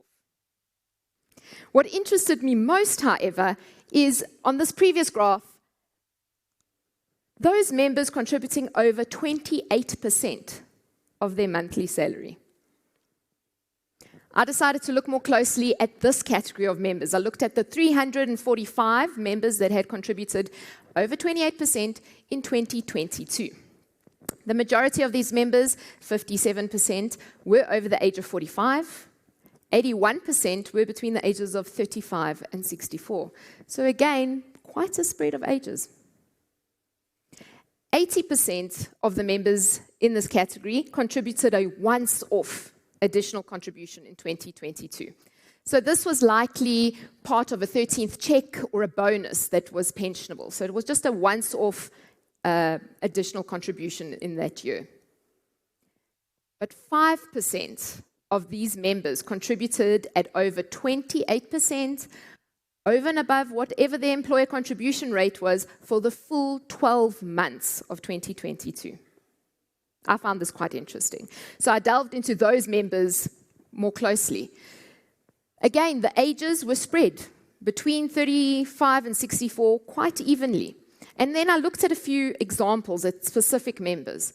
Yes, there were older members that were perhaps scared that they hadn't saved enough for their retirement, so they were trying to quickly boost their retirement savings.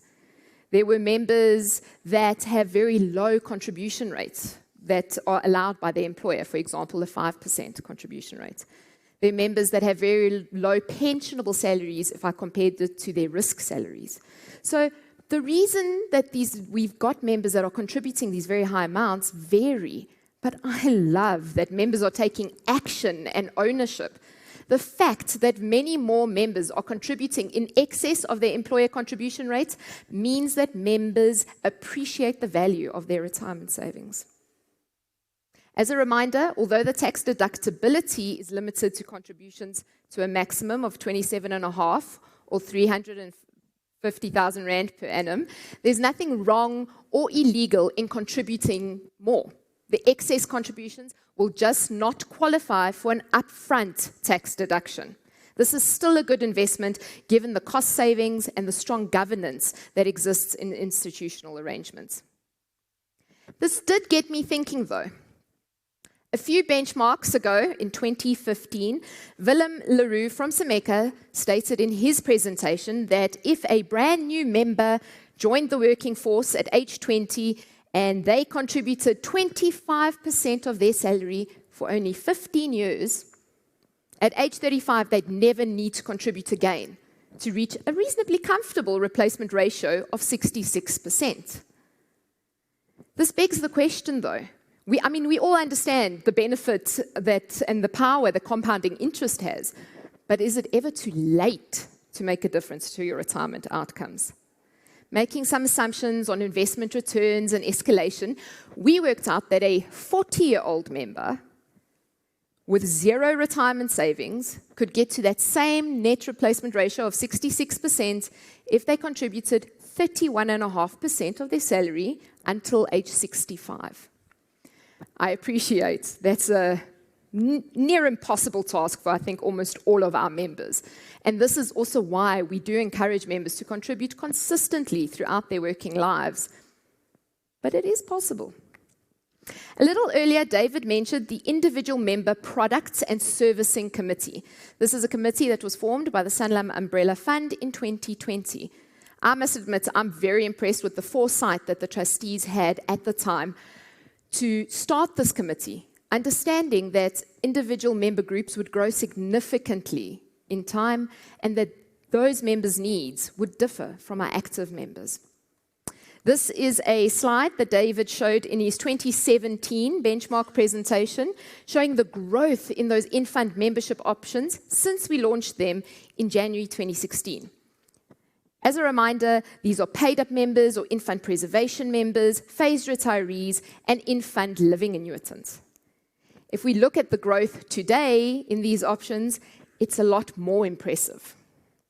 In fact, this is the section that David presented. What I found quite interesting on this graph, however, is this dip in the values there that we see in March 2020. Perhaps some of these in-fund members withdrew their savings in fear of the pandemic, or perhaps after the national state of disaster was announced on 15th of March. But if we have a look at it, it's not a significant dip. This tells me that all the initiatives that the committee put forward, deploying our benefit counsellors to contact members that appeared to be panic switching or panic withdrawing, have been successful. Sanlam has also looked at the incentive theory of motivation. This is a behavioral theory that says that members are more prone to action if they have an incentive behind it. We, on the Sanlam Umbrella Fund, offered members a 50 Rand voucher for Shoprite, Checkers, Dis-Chem, or Takealot once they completed their nomination of beneficiary form online via the portal or our app. We know that the nomination of beneficiary form is critical for both fund savings and insured benefits. The campaign ran from the beginning of July till the end of September, and we saw quite a significant spike in the number of members that either viewed their nomination of beneficiaries, which is that dark blue line, or that updated or uploaded new beneficiaries, which is the orange bar. It's clear that incentives are an important tool that we can continue to use to motivate our members. Sanlam Corporate has really embraced this shift towards focusing on the member, providing holistic financial solutions that are tailored to the needs and preferences of our individual members. In order to achieve our goal of generating a life of confidence at any age for our members, we've also launched a program focusing purely on what we call member-led outcomes. I'm going to now hand over to Koketso Maklalela, who is the head of member-led outcomes at Sanlam Corporate, and she'll talk us through the key aspects of the program. Koketso Mahlalela. Thanks, Anna. As Anna mentioned, Sanlam Corporate has shifted their focus to deeply understand and fulfill the identified needs of our members. It is important for us to journey with our members throughout their employment and beyond. It is at these different moments of truth or life events that we've partnered with our members, from when a member joins the fund, when they resign from their employer, until their retirement and beyond. We are especially there for the beneficiaries after a member's death or disability to ensure our members' interests are protected. Being the accountability partner for our members is central to what we do, so that we can really help to generate a life of financial confidence. Which is why we have the Member-Led Outcomes Program, or MLO for short. The ultimate goal of MLO is to drive positive outcomes for our members. We want to see more and more South Africans retire comfortably, irrespective of the alarming industry statistics we've seen to date. Further to this, 70% of the respondents to the 2023 Benchmark Consumer Study highlighted that they are worried about whether their retirement savings will be enough to live from by the time they reach their golden years.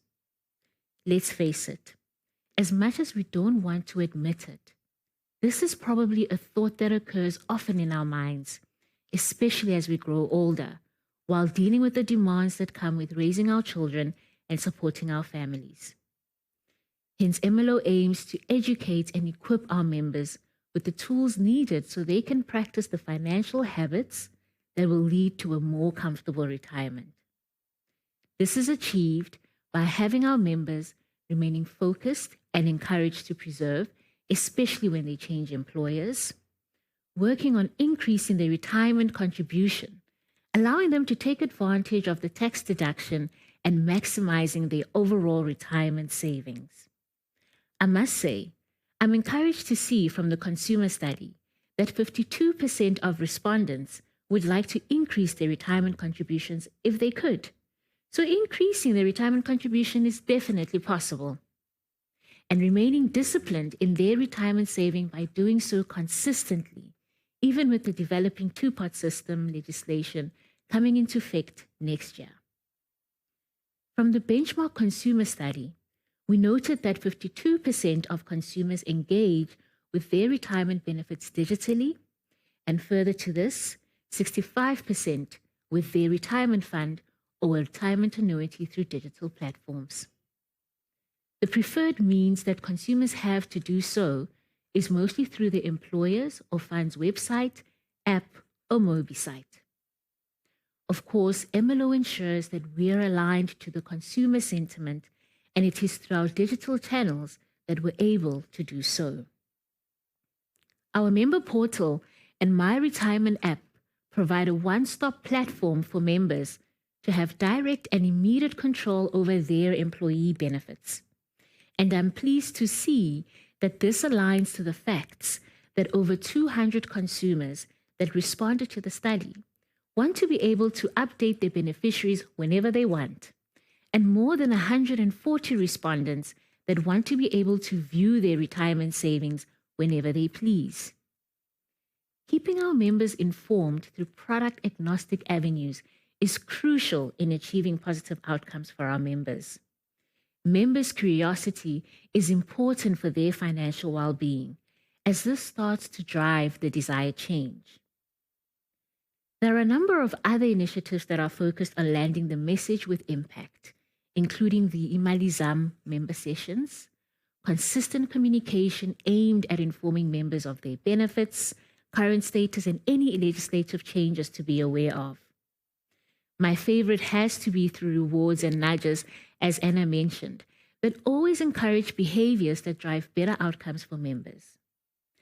I should highlight that for our rewards and loyalty strategy, we're focused on giving members incentives that not only provide for their everyday needs, but also enhance our members' life experiences. I'm excited to share in this year, we will be launching something in this regard, so watch this space.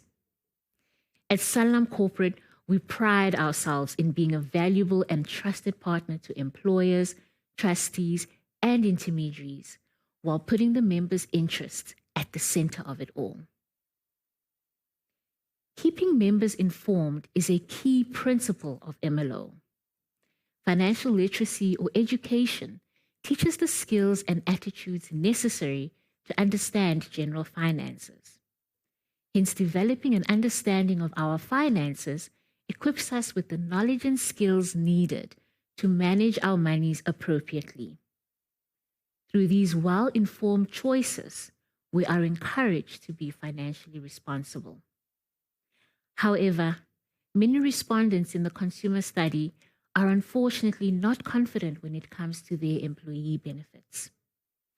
When measured on a 3-point confidence scale of 0 confidence, confident, and very confident, 3 in 10 respondents to the consumer study mentioned that they're not fully equipped in being in the know around the retirement benefits provided by their employer.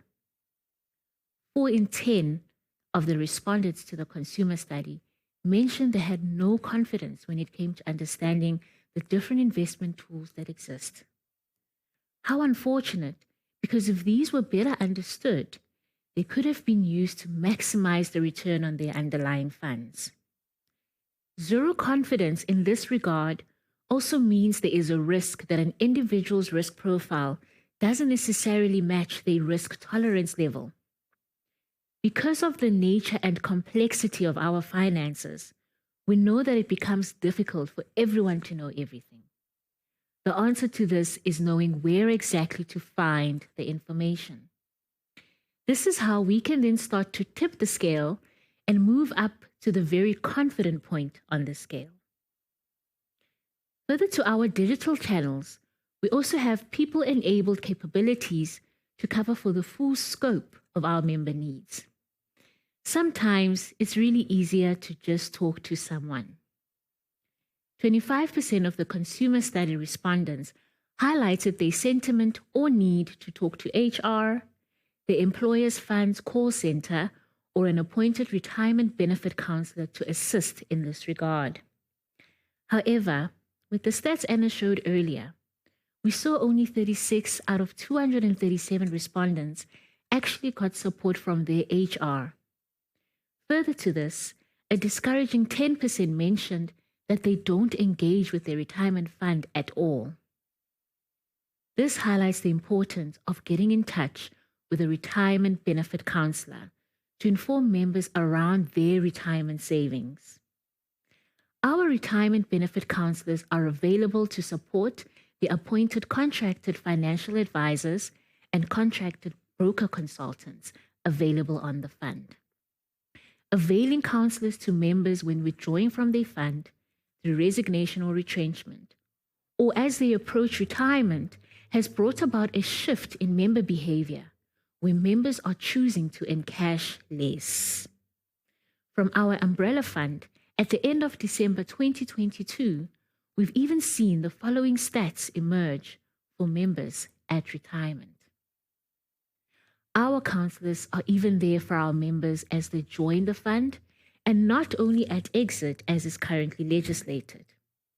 This is because it's important for us that our members grasp it from the beginning when it comes to their retirement savings. In allowing for our members' holistic journey, it's important that the journey is completed by having access to financial advice. There are many South Africans that are feeling anxious about their current financial position. In the study, close to 2 in every 3 individuals expressed their anxiety when reflecting on the current financial position.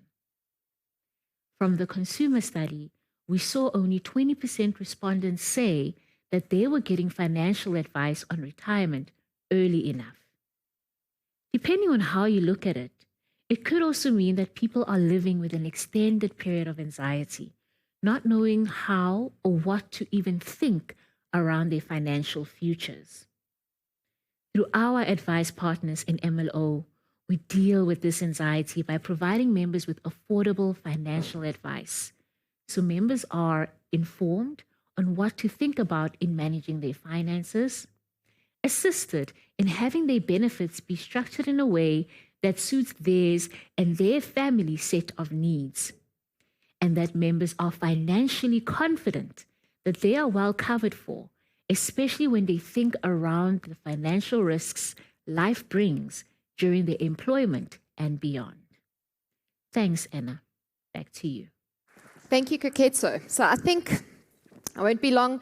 I think it's just important to acknowledge, following all the research and the statistics and the initiatives that we've spoken about, is that our members are evolving. They are changing, and as Sanlam Corporate, we need to be agile and keep aligning with their needs. As these new generations that I've spoken about and that Ashley will speak to become our members, we need to be aware of what their intended outcomes are so that they can truly live a life of confidence at any age. It is also only with our continued support of our clients and our intermediaries that we can make sure that our members live a life of confidence. Thank you. Ashley Singh.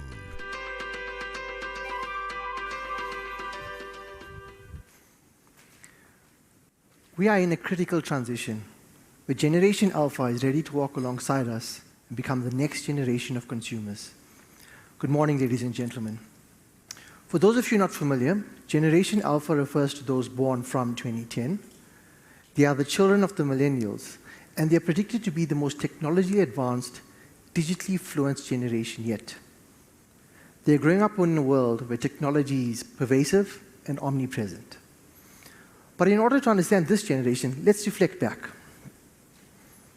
Generation X in the 90s, characterized by solely linear interactions.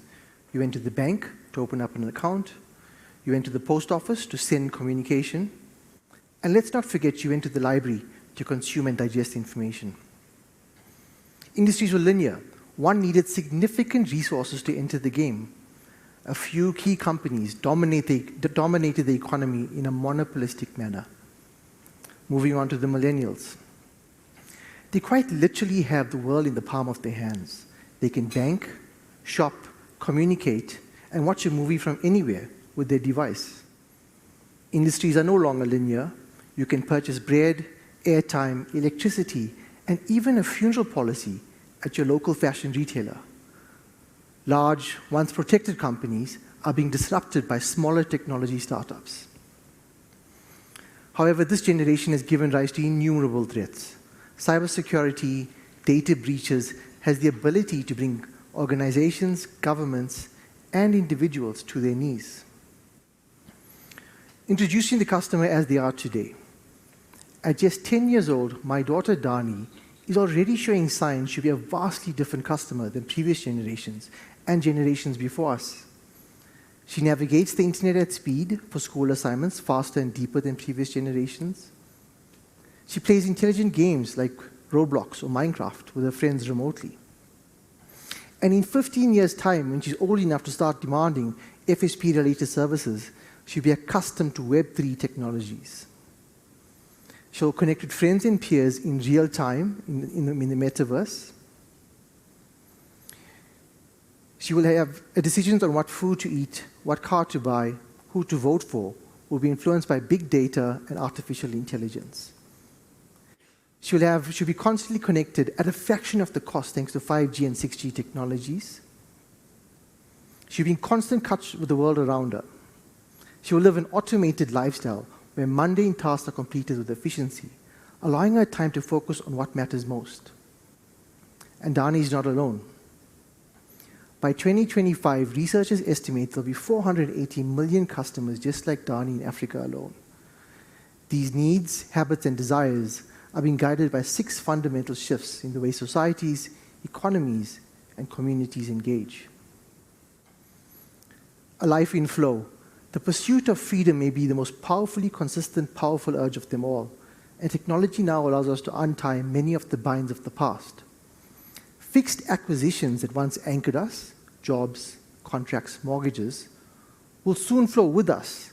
The world of one job, one car, my things, will be replaced by the flexibility of constant connectivity and new models of work. In a world prioritizing access over sole ownership, optionality becomes the new stability. Traditional ownership will yield to experience. We will increasingly access assets through peer-to-peer sharing, co-ownership, and on-demand rental. What used to be symbols of success, a home with a new car in the driveway, will now be viewed as burdensome assets. How will Dani respond? She'll gain freedom, the flexibility of mobility, and the opportunity of access. She pays for usage, not possession, trading the status of ownership for flexibility and optionality. She shares any high-valued asset that frequently sits unused, a car, a lawnmower, a piece of art. She shuns anything that breaks the flow of her life, anything she can't do from the comfort of her connected home. She trades doctor's visits for telemedicine, and any job that tells her where and when to work instead of just providing the platform to work from. She works up to 6 gigs a day, applying her talent where they see fit best. Her life is in constant flow. And it's already happening. Today, Dani wakes up in Cape Town and she pays weekly rent with Neighbor Good so she can bounce between communal spaces with her friends. She has a few possessions and she prefers it that way. If she ever needs a steamer or a suitcase, Peerby points her to a nearby neighbor who owns one. Her career is made up of short-term gigs from Upwork, where she freelances as a consultant. If money is tight, she walks dogs with Wags or drives a car with Lyft or Uber that she co-owns with one of her flatmates. Her life does come with some uncertainty, but Pay Me Now helps her smooth out her irregular income. We crave connection, and we'll trade a lot to get it. In the future, we will increasingly be tracked, and we will track ourselves, but we'll also reap greater and greater benefits. We will live amidst continual monitoring. Our wearables will know if we need more calcium, our refrigerator will know if we're running short of milk, and our car will know the cheapest place to pick it up from. These consumer products know more because they watch more. But will the culture of surveillance render privacy a privilege or an illusion? Social experiences will dominate. We'll have an expanded willingness to share all of life's moments, merging public and private. Social platforms will make sharing easy, and benefits like lower premiums, product discounts, will flow to those who are willing to share their data. We will make choices and purchases with one eye towards what is share-worthy, always striving for connection and personalization. Sharing and monitoring will increase demands for accountability and transparency. When all can be shared, it will be suspicious if it is not. And when all can be tracked, we will demand transparency. The rise of blockchain technologies, which has seen a 111% increase in global venture capital funding and a 713% increase for Africa in 2021. This brings a distributed ledger that allows for mass verification and fundamentally demands transparency. How will Dani respond? Her defaults are set to public. She has an instantly searchable record of every picture she has ever taken and every memory she's ever made. She resists anything that demands her unplugging. Why shut out social connection? Sure, she occasionally goes on a digital detox, but she just recently purchased a driverless car so she can remain connected while on commute. She does not trust any company that asks her to. She trusts transparency, and she demands that her contracts and valuable items are registered in a distributed ledger. She lives a transparent existence, and it is already happening. Dani wakes up to the smoothing alarm of her sleep cycle, which wakes her at her lightest sleep phase. When Dani reaches for a toothbrush holder detects the motion and starts the coffee machine. As Dani brushes her teeth, her toothbrush sends her health data to a dentist. Technology will give us new opportunities to wield power in line with our personal preferences. We will wield deity-level authority over our lives and use that power to modulate everything, from our homes to our genes to our genes. Much customization will be automatic as connected devices intelligently learn our tastes and preferences, enabling smart purchases and emotionally responsive environments. We will be able to control our smart things anywhere and anytime. Our homes will know us by our heartbeats and will adjust accordingly. Stores will change displays based on a simple customer scan. We will increasingly expect technology to form an intelligent, adaptable ecosystem around us. How will Dani respond? She will gain power, control over devices, environments, and outcomes. She controls more than ever, even automatically. She steps in her car and it already knows where she is going. She opens the messages and only sees what is important. Her meal is made and delivered in the perfect portion. She has elevated expectations. She knows she is tracked, so she expects to be understood and even anticipated. Products should be tailored to her.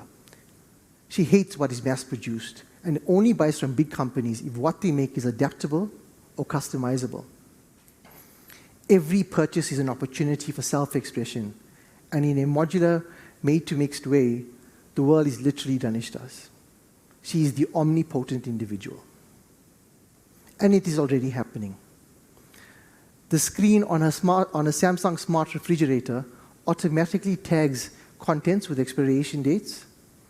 Her Whirlpool laundry machine automatically orders detergents when it is running low. Dani expects everything to be precisely tailored to her. She is the omnipotent individual. Our demand for the instantaneous knows no bounds. Immediate access and automated task completion will make strides towards truly immediate gratification. And they will fundamentally change how we spend our time and what we expect from experiences. From printing in 3D to streaming in VR, we'll have an on-demand access to all our desires. We will tell our grandchildren, once upon a time, we had to wait. Everything from entertainment to groceries will be available in an instant. We will self-diagnose online instead of waiting for a doctor. Drones will deliver our purchases' desires within the hour. And the revolution will not be televised. It will be streamed and binge-watched on an iPhone. Repetitive tasks will be taken care of immediately. Dani will attend a concert virtually on her own schedule. She would rather 3D print a good cabinet than go shopping for the perfect one. She trades accuracy for immediacy, self-diagnosing online instead of waiting for a doctor. And it is happening today. Dani takes care of all her chores before she leaves the house. She asked Alexa, her personal assistant from Amazon, to schedule a new business meeting with a prospective client. She has sent her grocery list to Woolies Dash to deliver by end of the day. And she has sent an order to MakerBot to 3D print a toy for her niece's upcoming birthday. So much to manage. But overall, it saves her a lot of time. So now, she has high expectations for how much she should get done. We demand understanding, and artificial intelligence will be here to help. In the future, not knowing will be unacceptable and impossible. With the constant access to the world's knowledge base, we will know more than ever. Robots and intelligent devices will instantly interpret diverse information sources. A deep learning robot will be able to make all sorts of decisions, find patterns in medical data to help doctors make smart diagnoses, pinpoint fashion trends by scanning what people are wearing at music festivals, help teachers customize instruction based on individual students' learning paces. Traditional education will get more accessible through democratized platforms and open expertise. And open educational resources diminish the demand for costly textbooks and further democratize access. How will Dani respond? She will gain achievement, more knowledge, more capabilities, more possibilities. Dani knows everything, or at least she has access to the knowledge. She is surrounded by artificial intelligence. At one of her gigs, her hours are supervised by RoboBoss, who ensures she builds a client accurately. Roboboss also completes her data-driven performance review as well. It is happening already. Dani finds a strange-looking bug bite on her right arm. She uploads a picture to CrowdMed, where an algorithm will aggregate and filter suggestions from hundreds of medical experts and generate a detailed diagnostic report. As her emotional tracking device feels, senses her stress levels go up, it pings her Amazon Echo smart speaker to start playing her favorite acoustic track. Today we speak of two worlds, digital versus real. This distinction will disintegrate and these two worlds will merge. The expansion of augmented reality, virtual reality, and our digital identities will give rise to a synthetic reality. Like synthetic fibers or synthetic limbs, it'll combine the man-made to the human to enhance form and function. We often view technology as at odds with our fundamental humanity, but technology widens what we are capable of becoming. We will live in immersive environments that drive collaboration, connection, and empathy. In a few years, VR is on track to outpace the TV market in annual revenue. It'll be easy and common to virtually live in someone else's shoes. VR experiments show that seeing a 65-year-old avatar of yourself prompts you to save more for retirement. Entertainment to be more fun, games more active, shopping more informed, and navigation nearly foolproof. Our identities will grant us access to new possibilities. We will have asset classes we have not even defined as yet, as we increasingly realize the value of our attention, personal data, and broader digital footprint. As any teenager with Snapchat story already knows, we will carefully craft personal brands as one of our few remaining owned assets. Identity management will become much more critical. How will Dani respond? She does not speak of a digital identity or her real identity. She just speaks of herself. She loves that she's able to travel, and she visits 6 places in virtual reality in an afternoon before deciding where she should go. She really gets lonely because every night she watches TV next to her brother who lives halfway across the country. She has many new ways to make money. She's rewarded for watching ads, seeing movies, rating doctors, picking up the trash, all sorts of little activities people used to do for free. She lives in a synthetic reality, digital and human in harmony. You've heard about the Generation Alpha and what they will expect and how they will respond. But how will Sanlam respond? Sanlam Corporate is thinking about tomorrow, today. So get ready to meet me in the metaverse. For those of my colleagues in the front few rows, please put on your glasses and associated headphones. For those of you without glasses, don't stress, and those online, there'll be a 2D rendition on the screen of the metaverse engagement. You'll also notice there's an on button for those with glasses in the front. Just once you've got the glasses on and the headphones in, please put the on button on.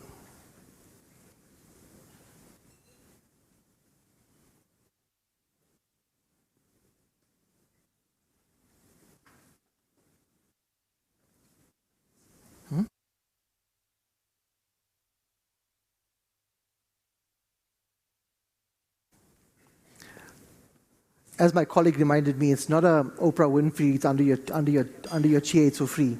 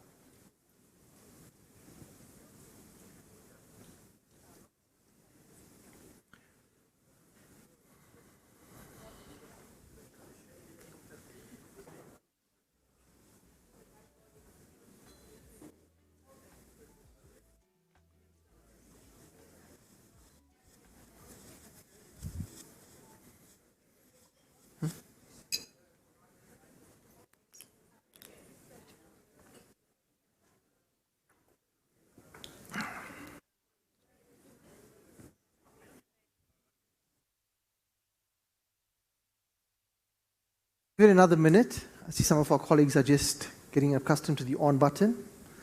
Definitely not a Web 3.0 technology.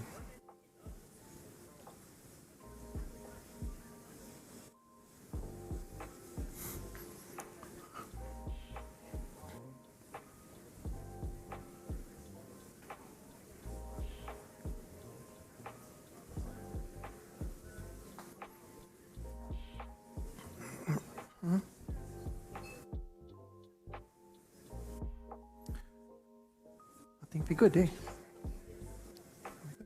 Start. So, just waiting for Imtiaz.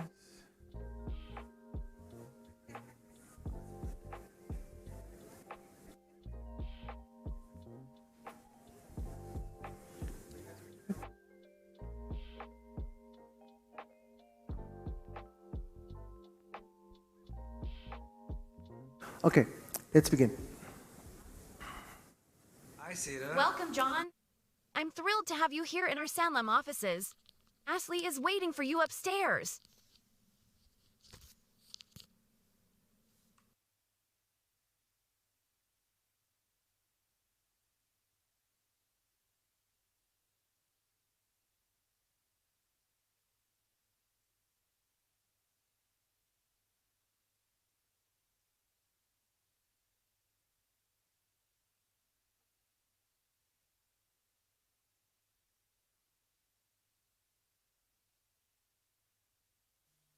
Hi, Ashley. This office is incredible.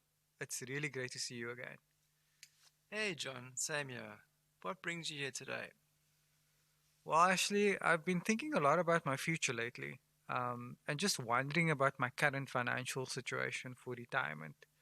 I want to explore my retirement investments and find opportunities to maximize my growth.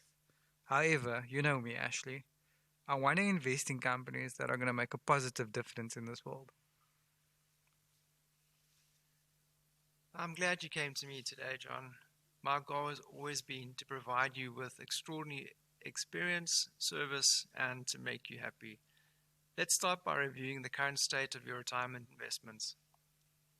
Here's a visualization of your retirement investments, John. Just take a look here. As you can see, we have different assets allocated across various sectors and industries, but let's explore the potential future value of these investments. These projections are based on historical data and market trends. However, it's crucial to consider not only financial returns, but also the sustainability impact of your investments. So as you can see here, each investment approach has an associated sustainability index. Have a look here. By incorporating purpose-led investments, you can align your financial goals with making a positive impact on society and the environment. Let me demonstrate the sustainability impact of each investment approach. Wow, this is really cool. Let me check this out. Let me click here. Awesome, let me see this one. I've been going through all of this, Ashley, and the middle one appeals to me the most. The sustainability score is impressive, along with great investment returns. Also, what I really want to do is contribute an extra 1,000 Rand every month to my retirement. Oh my word, that's so awesome. Like, the graphs just updated as I spoke to it. That's great, John. I'm really happy with your selection. Investing in a sustainable future can provide not only financial growth, but also contribute to a better world. This whole experience actually has truly exceeded my expectations. I really appreciate the insights into my investments and the emphasis on sustainability. You know, my brother will absolutely love this. Oh my god, speak of the devil. Here's my bro calling me now. Hey David, how you doing? Hey, how's it going, little squirt? Not so little anymore, hey David. I was just about to call you to tell me about my financial advisor, Ashley. He's been helping me sort out my retirement portfolio, and this whole experience has just been phenomenal. You should definitely meet him, and you guys have loads to talk about. I never thought I would see the day when I take advice from you, hey bro. But hey, it sounds awesome. Tell him to send me a meeting invite. I'd be happy to chat. That's awesome. So I'll pass your details on to him. But I gotta run. I just want to finish up here. And I'll catch you later, bro. Later, little skirt. Ashley, I just spoke to my bro. And he's really keen on meeting you. Here's his details. Boom. Ah, that's great. All right, thanks for that. Let me send him a quick meeting invite now, and then we can get that in the diary. Just give me a second to look. How about... okay, found a slot. All right, so now that we're done, let's focus back on you, John. I've sent that to him, and I'm happy to have a conversation. So let's tie things up here. Now that we've explored the various investment options, considered sustainability factors, and addressed your concerns, it's time to finalize everything. Cool, let's finalize this and get this done. Okay, cool, let me check this off. Okay, cool, that's done. Fika token, here you go, that's sorted, and done. Wasn't that easy? Thanks, John. So with signing completed, an email has already been sent to your inbox in real time, and our contract is now concluded. Finally, we'll seamlessly confirm your debit order with the bank, and we'll do that straight within the metaverse. Thanks so much, Ashley. This whole experience was amazing, and I can't wait to see what my future holds. Thanks for everything, and thanks for helping out. That's always a pleasure, John, and congratulations, your investments are now in place. Thanks, Ashley, but I gotta run, and I'll catch you again. Thanks, John. Chat later.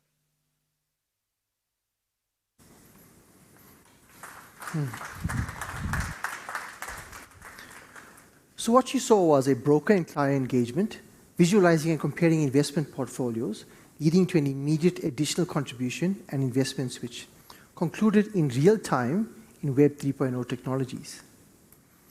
Remember, the decisions we make today determine the legacy we leave behind.